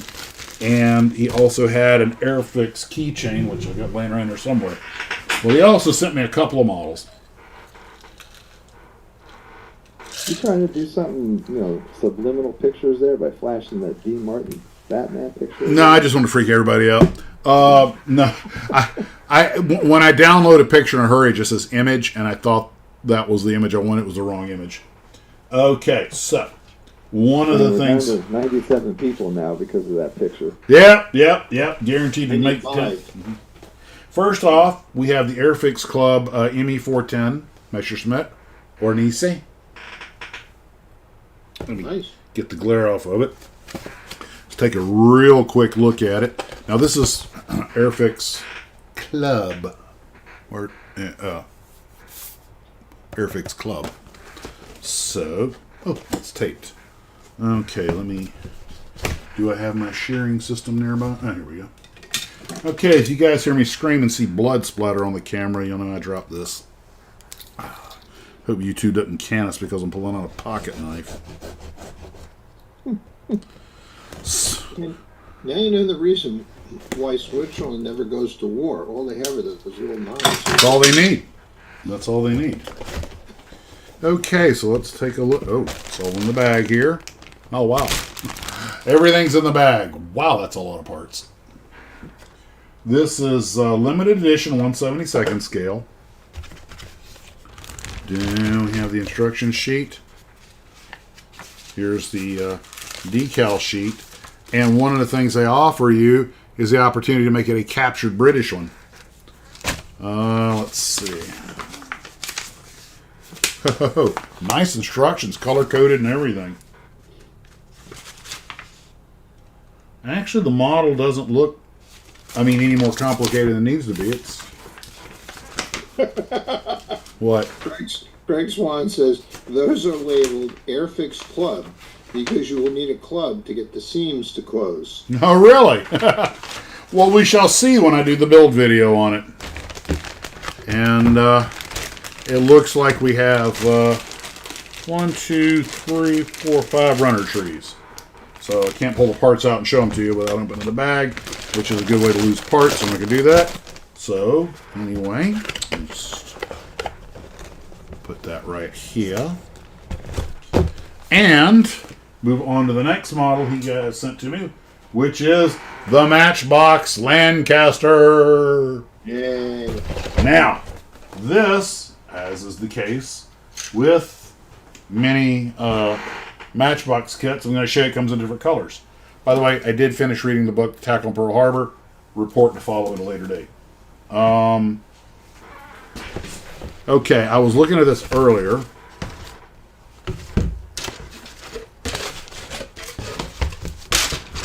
And thank you again, Chris. This is from Chris Jordan. Okay, here's the clear parts.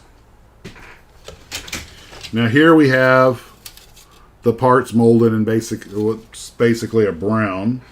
Okay, fuselage. And being Matchbox, we have parts in black. Which, by the way, they also did the bottom part of the wings in black, which is nice because that's how you're supposed to paint them. And then we have the top part of the wings in green. Whoops, one of the propellers is trying to get away. In case you're colorblind. We have the decal sheet here, which, oh yeah, I do believe I'll be using aftermarkets on this. These might be able to be saved, but they're pretty dried and crisp and spackled. My guess is... Wayne says that Matchbox kit has 2 build variants, one with a bulged bomb bay for the big bombs. There they are, the different variants. I can't turn the box over because I'll dump everything, but so I have to decide which variant I want.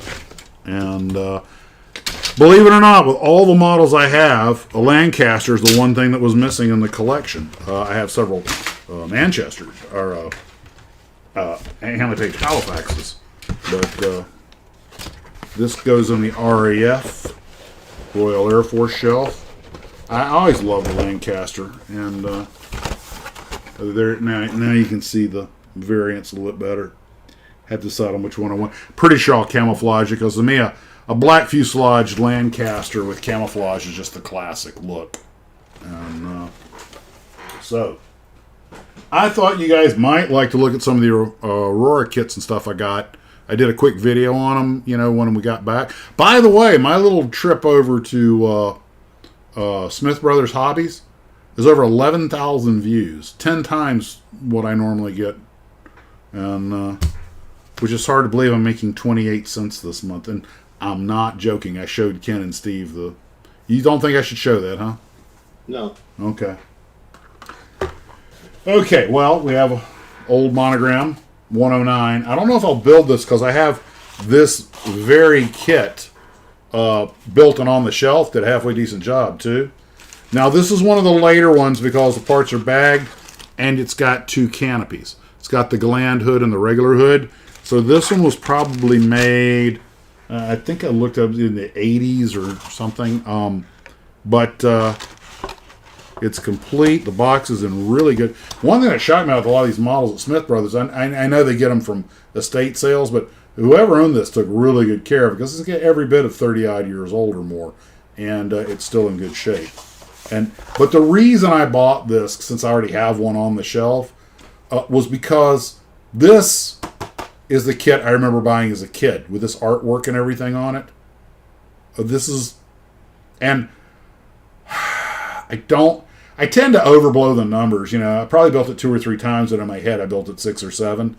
But then I built it again several times after that, and I don't know, nostalgia, But now this one, I have the Freedom Fighters 3-in-1 kit that my brother had on the shelf of his room for years. I always loved it, especially the Mach-E or the CR41 Fiat CR41 biplane and Swiss markings, which I built that and have it on the shelf.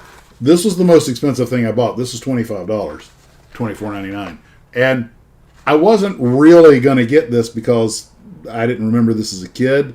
The 3 Pioneer fighting planes, World War II, but then it had over here the little P-26 pea shooter, and that was my dad's favorite airplane. When he was a little kid, that was the hot fighter, because he was born in like 1928.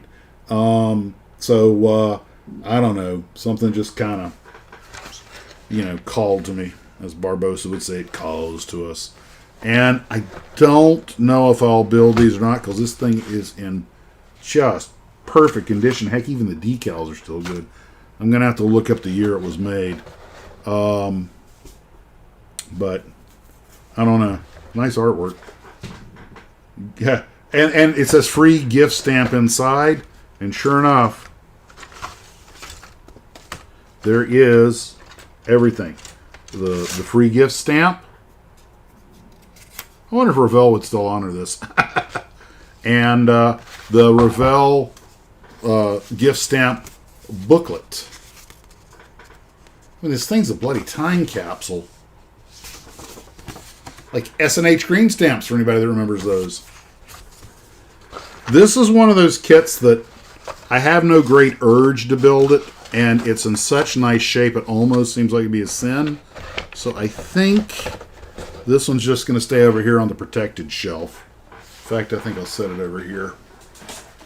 And $24.99. There are a couple of people who have commented on my trip to about Smith. My freaking camera's having trouble focusing again. Brighten it up a little bit, maybe that'll help. No,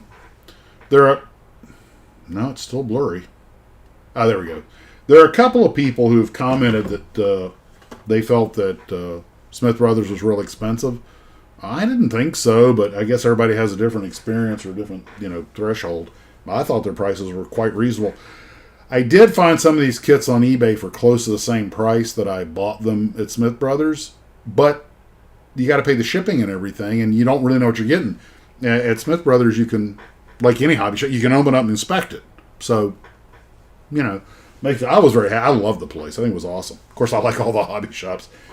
JD Hobbies is a full price place, as Steve can tell you. But God, he's got so much stuff.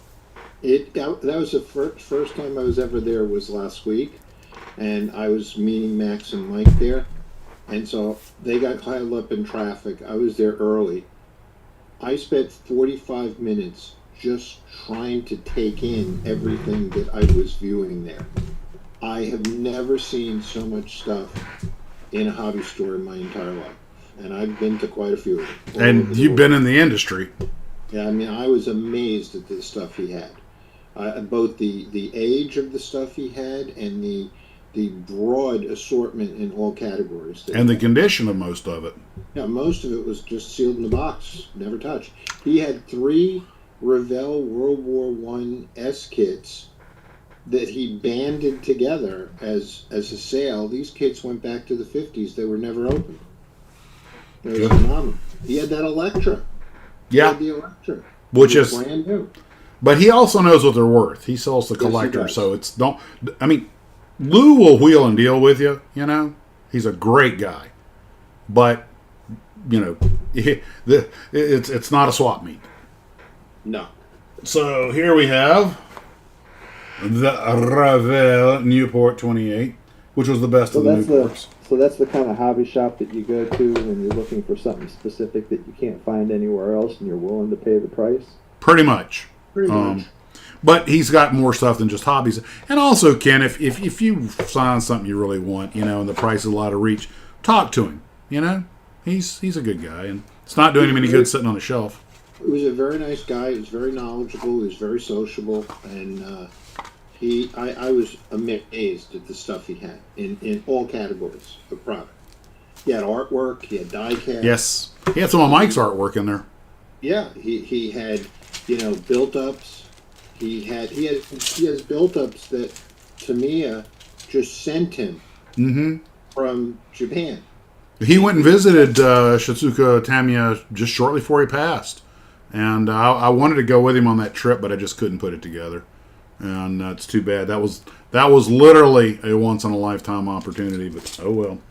If Things you're happen. ever in the LA area, make it a place to JD Hobbies in San Pedro. Not far from the battleship. Not far from the... No, it's about 2 miles from the Iowa. And here we have... Oh, look at this. They molded the wheels and things in black. And the rest of it's molded in gray. Hey, your basic little... I'll probably build some of these, but I have got so many World War I kits that it'll be a while before I can get to it. But I will definitely be saving the boxes. Some folks have said, don't build these because they're worth more, but and they're really not that expensive on eBay, and they made millions of the things. But they're all bagged up and stuff, so it's not like they're all virgin on the runner tree. But man, these boxes are in such nice shape. I got to get the stickers off of them without damaging it. It's the only thing. $11.99. And that is an awfully fair price. And I think is this Cthulhu artwork? Let me see. Yeah, with the Joe Cthulhu artwork, which I think all of these have. And then we've got the one we love to talk about. Let's burn them alive. The Green Fokker D7 on flames with the pilot screaming for his life, or death or whatever. And I'm like, good God, somebody. And actually, one of the glue troopers just sent me a couple of pictures of this very kit that he built that's going in the next viewer's build. And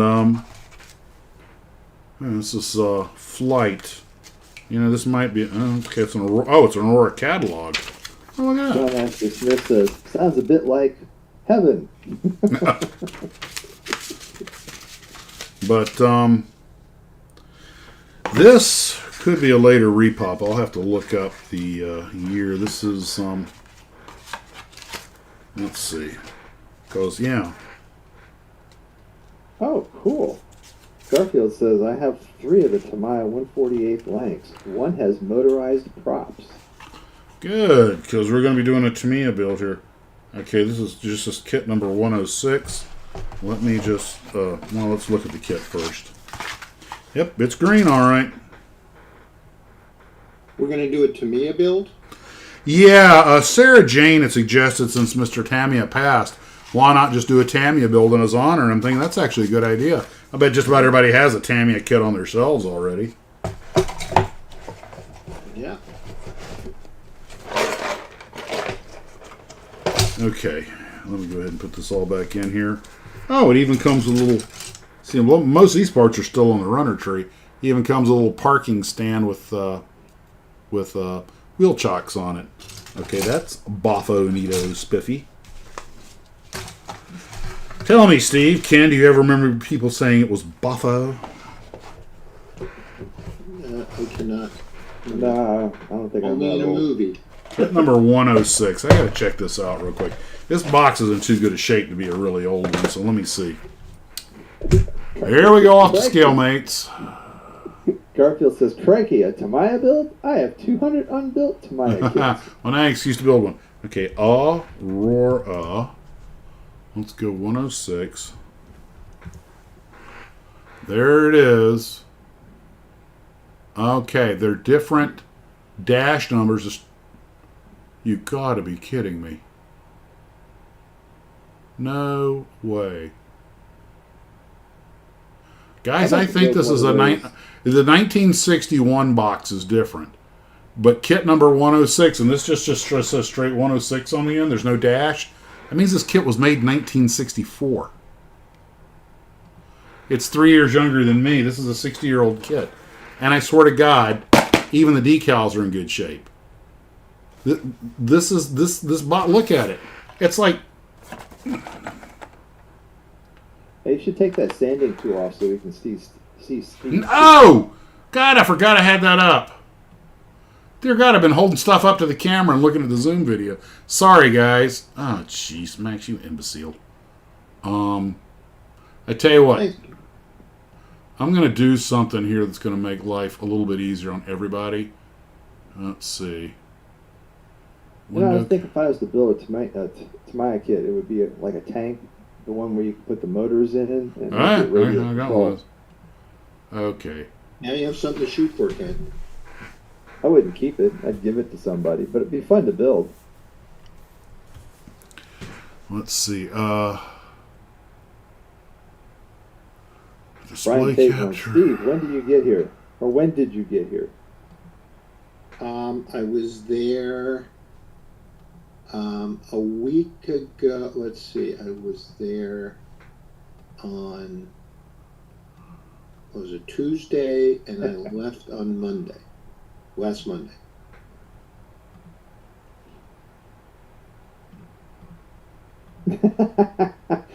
Edward says, the kit's in better shape than Max. There you go.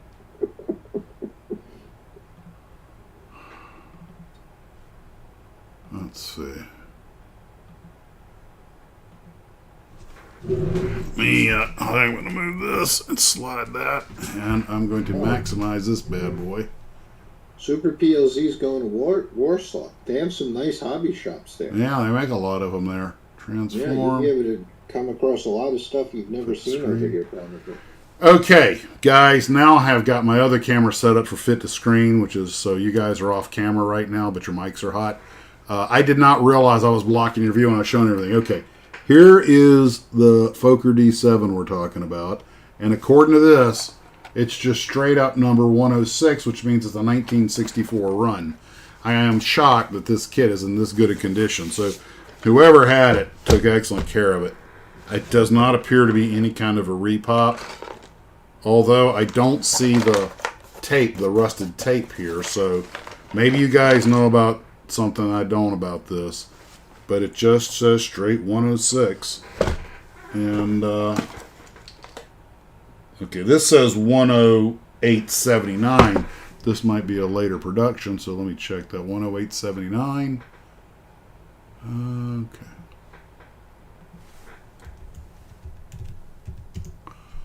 Okay. Lithuania. Wow. Okay, this was, according to that, this thing was made in the 50s, at the latest 1961. And it doesn't show any productions with that number since then. These, good God, man, I think these kits really are that old.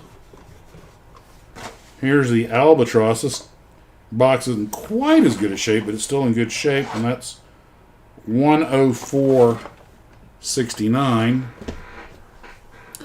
All right, let's look at that 104-69 and 1956. Dear God, if that's correct, this model is older than I am. All right, well, let's The open it. Beaumont I built was made in 56. Only a year after I was born. Yeah, okay, the decals are in good shape. I mean, they're old and probably not usable, but they're in pretty good shape, all things considered. How to order, from Aurora, how to order one of Schaefer's famous writing instruments. Whoa. So apparently they had a deal with Schaefer pens and Belforte watches. It's a men's watch and the ever-ready compass flashlight.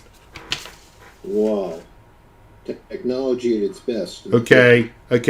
This is definitely from the 50s. Can you read what it says about the watches right there?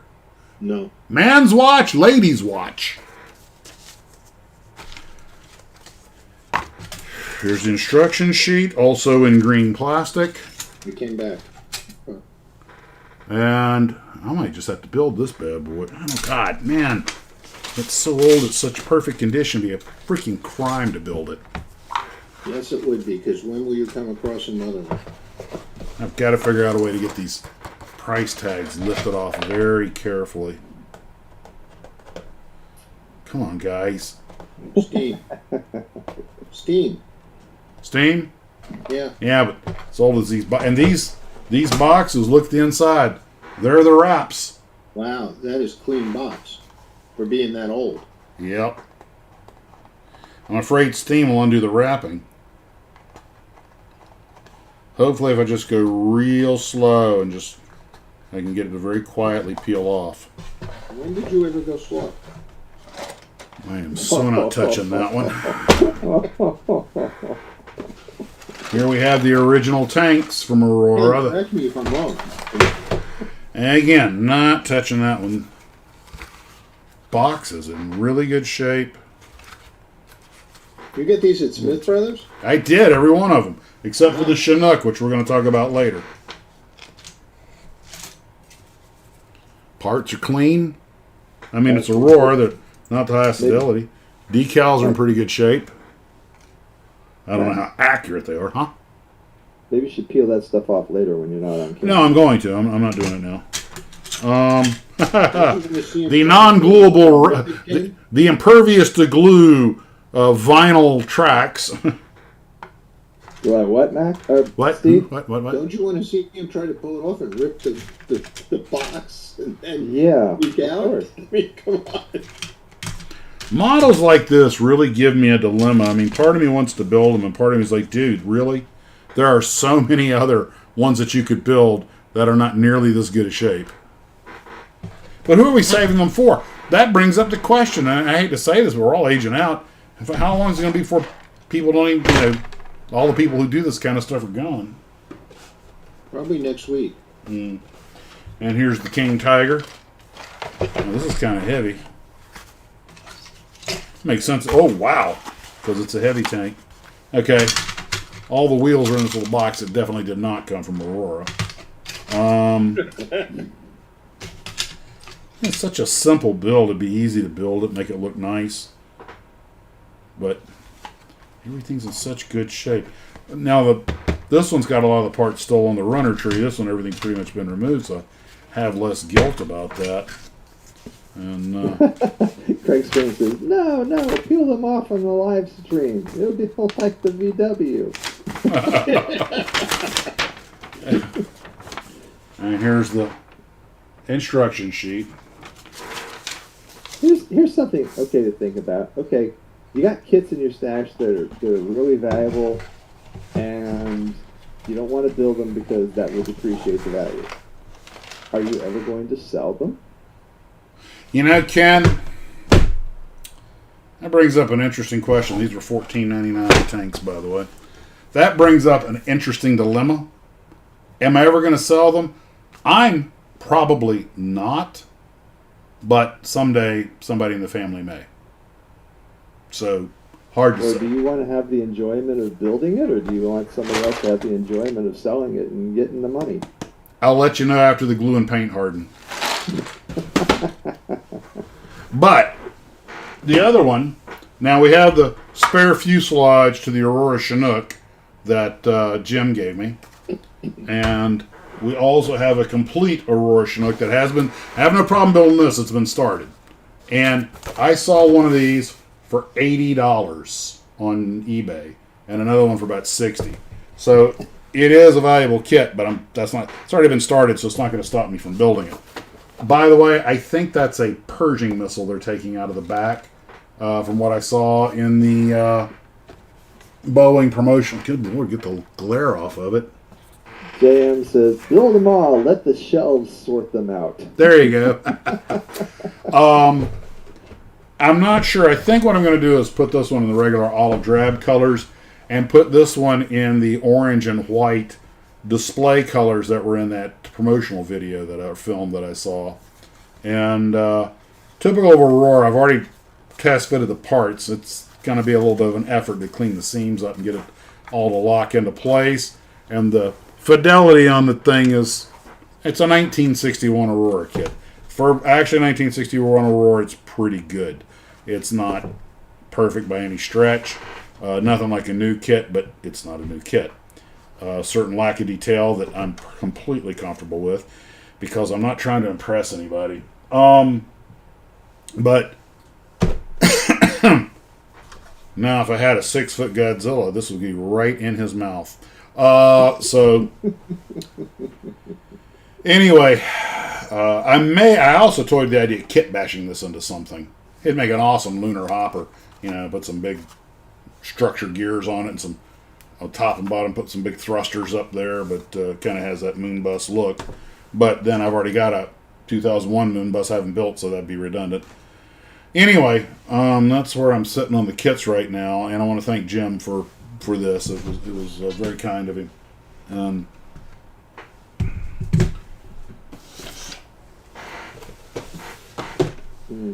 So that's an interesting point. Nathan Bond just brought up an interesting point. See, sadly, I don't think we'll ever see model kits become collectibles in the way as baseball cards become.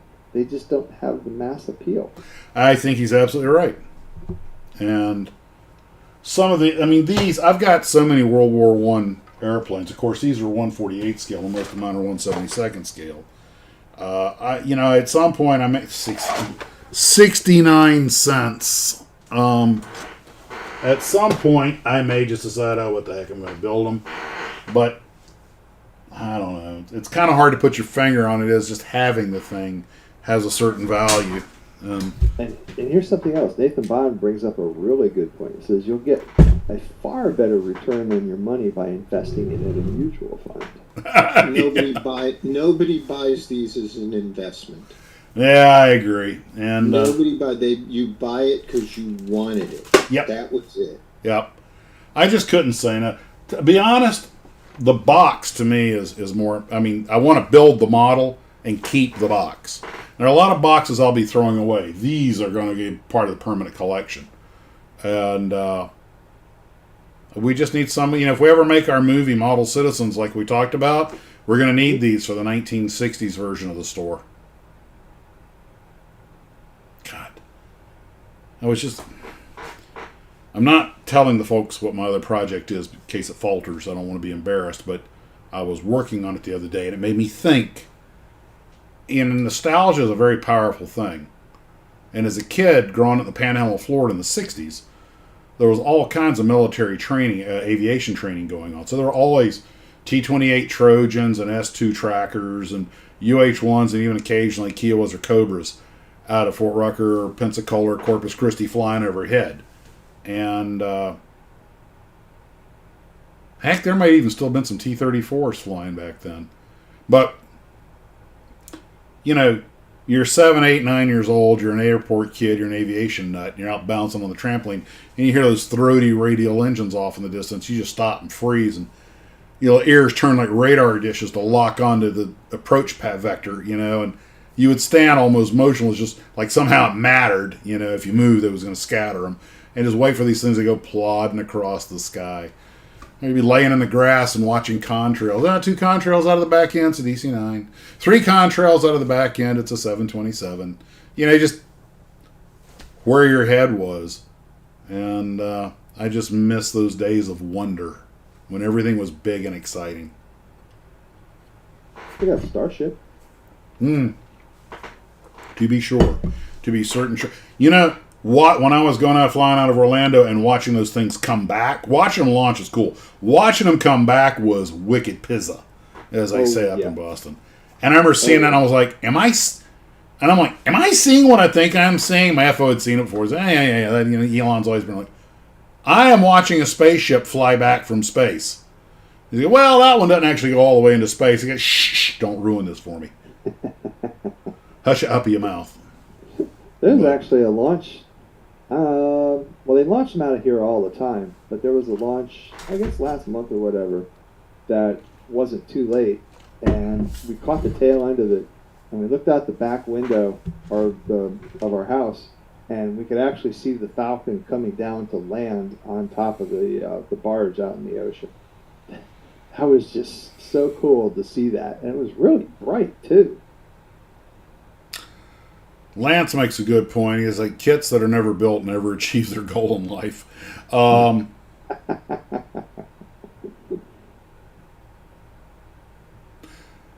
think there's not that'll probably eventually build the models. Hang on to the boxes, because I think the box is really where a lot of the nostalgia's at, because that's what we're used to seeing.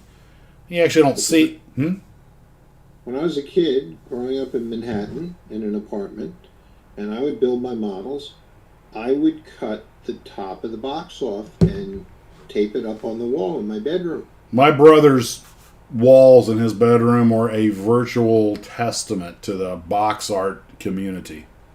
That's why I have such a strong affiliation for like the Revell Freedom Fighters, the Aurora Aero Commander, which I am so blessed to have the original in my house.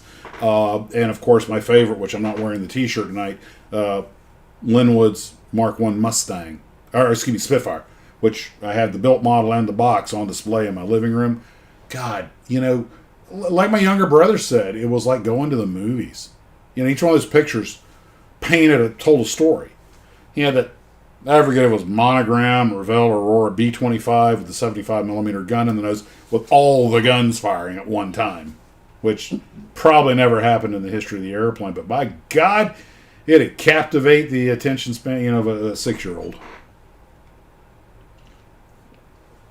Yeah, if I see, and I had my own box art, I remember there were some box arts that used photographs that actually were a little more captivating because I knew it was real.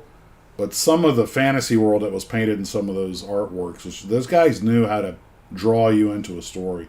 The 310, the Cessna 310 for Aurora, which I think was an old comic kit where they're at the airport parked and everybody's loading their stuff on the plane. I think there's one taking off in the background. Having grown up on a small airport and seeing that very scene, it spoke to me, and so many others.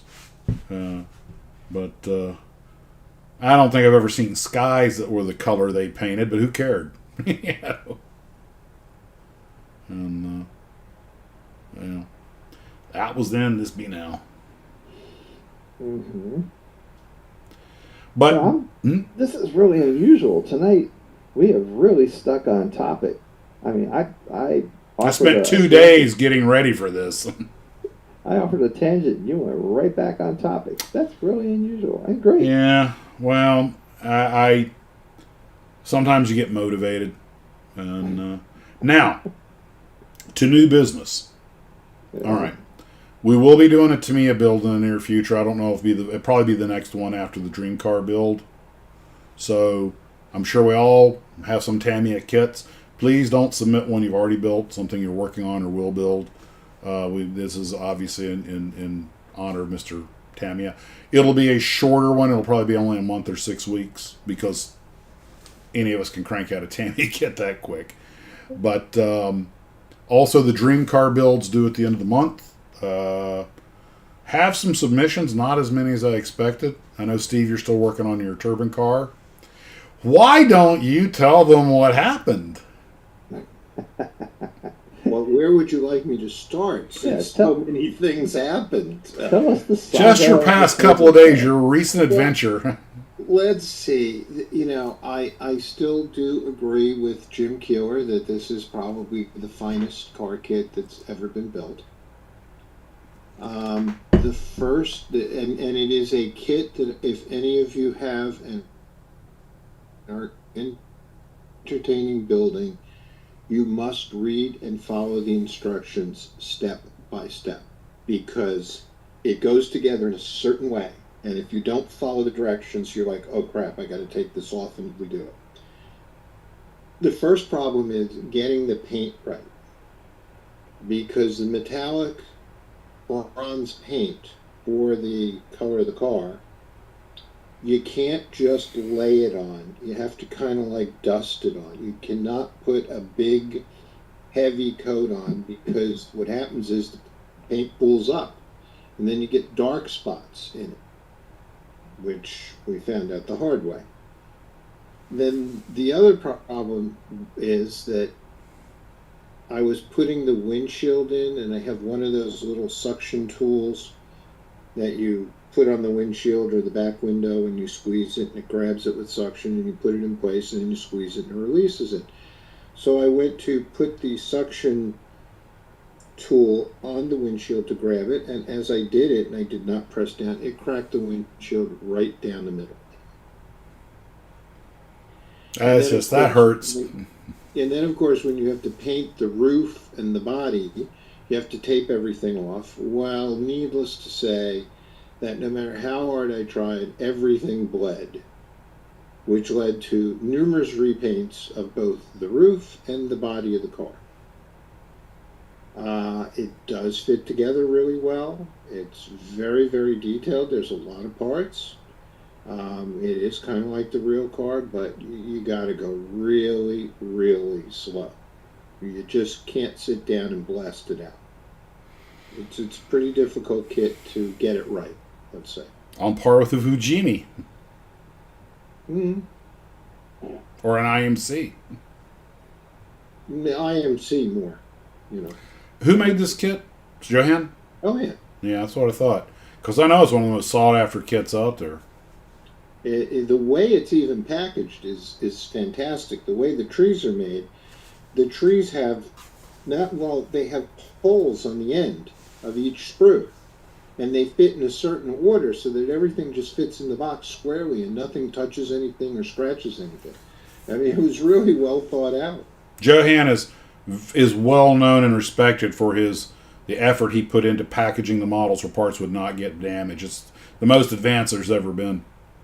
And all of that had to be molded and heat and folded over. I mean, it was a process. Yeah. It's one reason it's so expensive.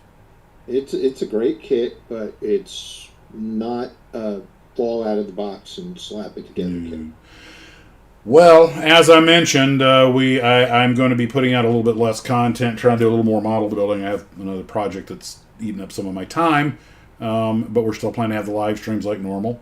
And Ken has been here with us all evening, despite having a kinjury. You thought you didn't think I was going to remember to say that, did you? All right. Yeah. You can't tell by the colorful background, but Ken is suffering from a malady. Yeah, I hurt my back. That's what you get for trying to pick the boat motor up out of the boat by yourself. Yeah, it wasn't the motor. It was the rear cover for the engine. And I'm redoing the insulation on the inside of it. And I was just working on the last part of it, and I picking it up and rotating it around so I could work on it. And I just got something in my back on my right hand side, and I was like, oh, great. So now I'm probably going to be out for a week. This sucks. Well, take it easy, man. You know, you're in no rush, so just get better. So since you work from home, what does that mean? You're not going to. Means he can't go out and play on the boats. What it means. Oh, okay. Yeah, that part sucks. I can't get out to the boat. So, yeah, I can still work from home. That's not a problem. I hope. I think I can get over to my chair. Well, the good news is the computer can come to you. Maybe. Although, not a real big fan of sitting in the bed all the time. It's not as comfortable as my chair, so I probably won't be too bad sitting in that. But yeah. Anyway, the biggest part is I can't go to the boat. That sucks. Yeah. Yeah, I totally get that. Well, guys, I think that pretty much right. We got about 4 minutes left, and that's pretty much everything I had. And anybody got any updates, news, or you never got your Godzilla poster, did you? Still working on it. I was out in San Diego, and Comic-Con has started, and I went over to the Super 7 store, which is on 8th Street, which is a couple of blocks from the convention center, and they were just packing and unpacking everything for the Comic-Con. I couldn't believe they wouldn't take your money.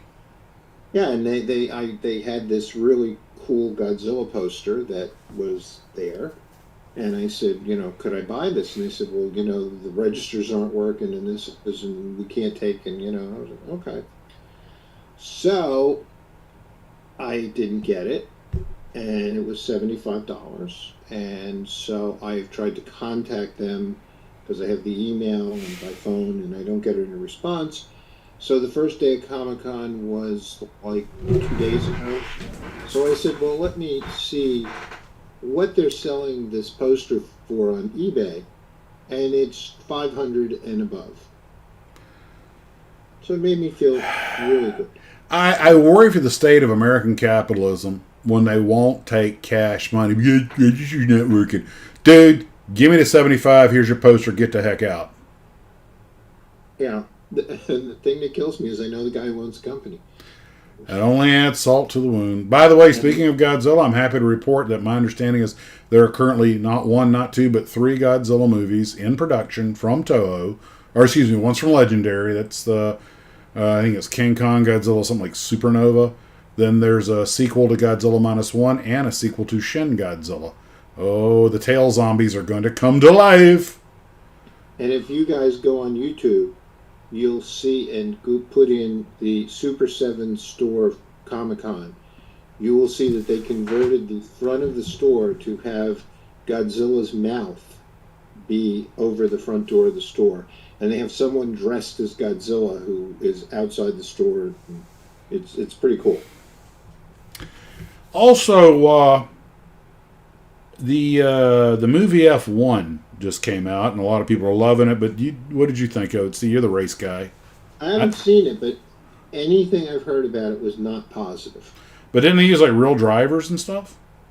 I'm not sure. But I thought a lot of people in it were actually the real drivers, but they probably did. I mean, I didn't pay much attention to it, but anything that I've read or heard about it it's like, no.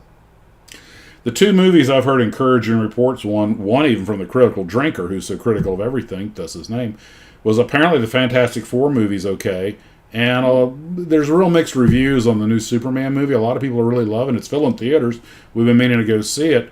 But I heard that thing has to make $850 million for it to turn a real profit. That's a heck of a mountain to have to climb.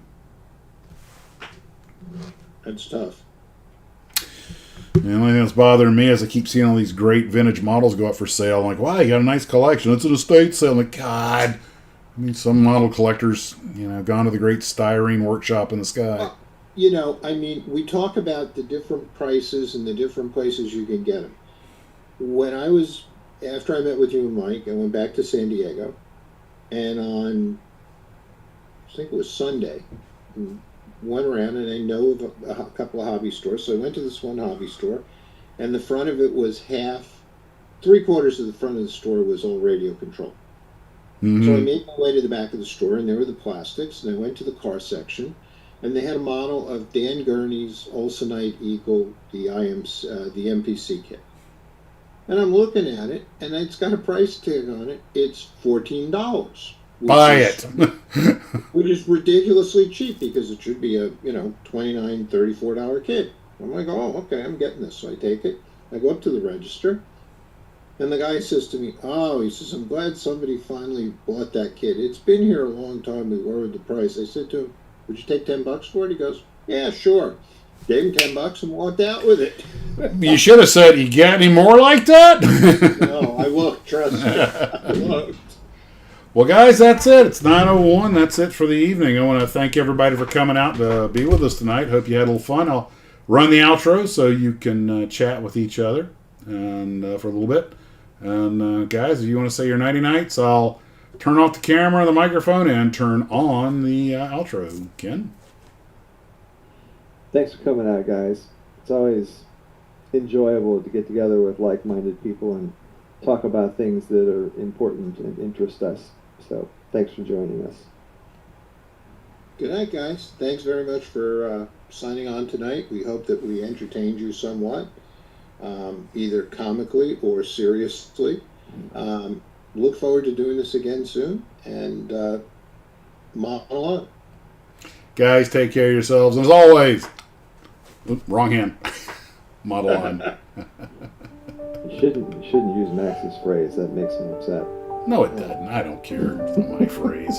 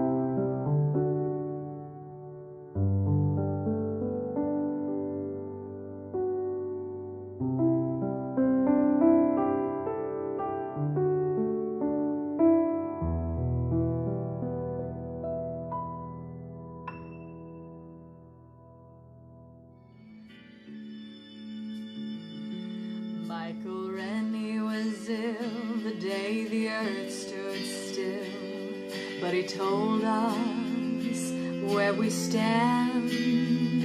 And Flash Gordon was there in silver underwear. Claude Rains was the invisible man.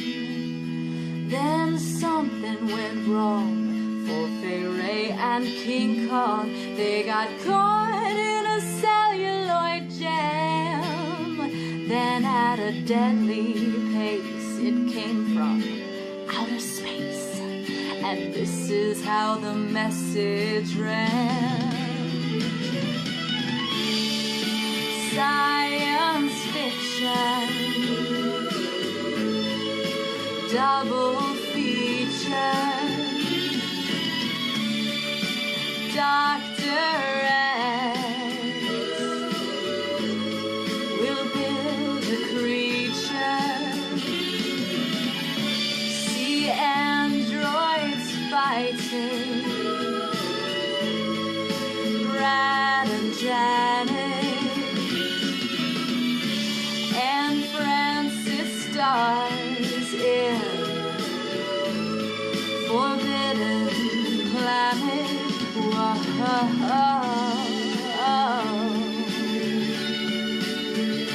At the late night double feature picture show.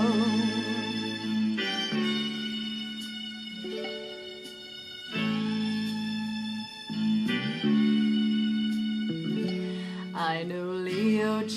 Carroll was over a barrel when Tarantula took to the hills. And I really got hot when I saw Jeanette Scott fight a trivet that spits poison and kills.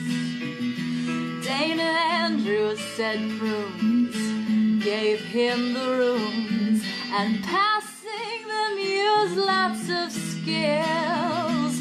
But when worlds collide, said George Powell to his bride, I'm gonna give ya some terrible thrills, like science fiction, double feature, Dr. X will build a creature. See androids fighting, Brad and Janet, and Francis stars in Forbidden Planet. Whoa.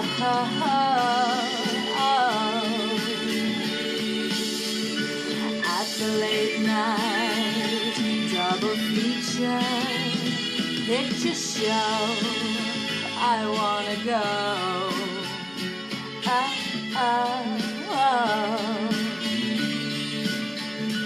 To the late night double feature picture show by RKO.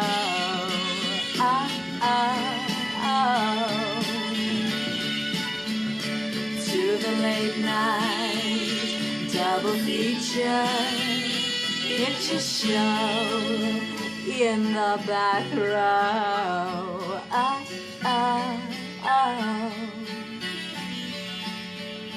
To the late night double feature picture show.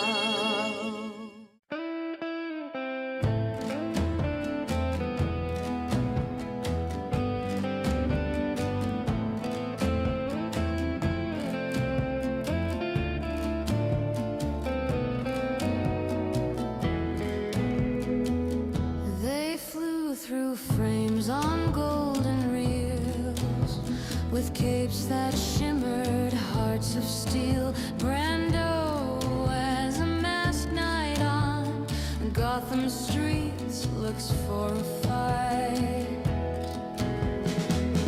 Oh, silver screens and capes that gleam, here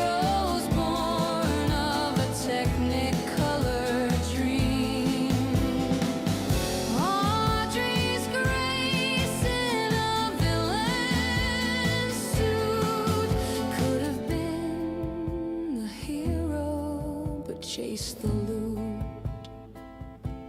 Raquel with fire in her gaze always saves the day. James Dean brooding as the Flash, saving the world with one quick dash. The what ifs dance in movie lights, echoes lost in endless night. Oh, silver screens and capes that gleam, heroes born of a technicolor dream. Heston's grand, Eastwood's flame, the perfect vigilante, oh, so rare. Carrying an overcoat, stalks Satan with an icy stride. These roles unplayed, the tales untold, classic stars in suits of gold.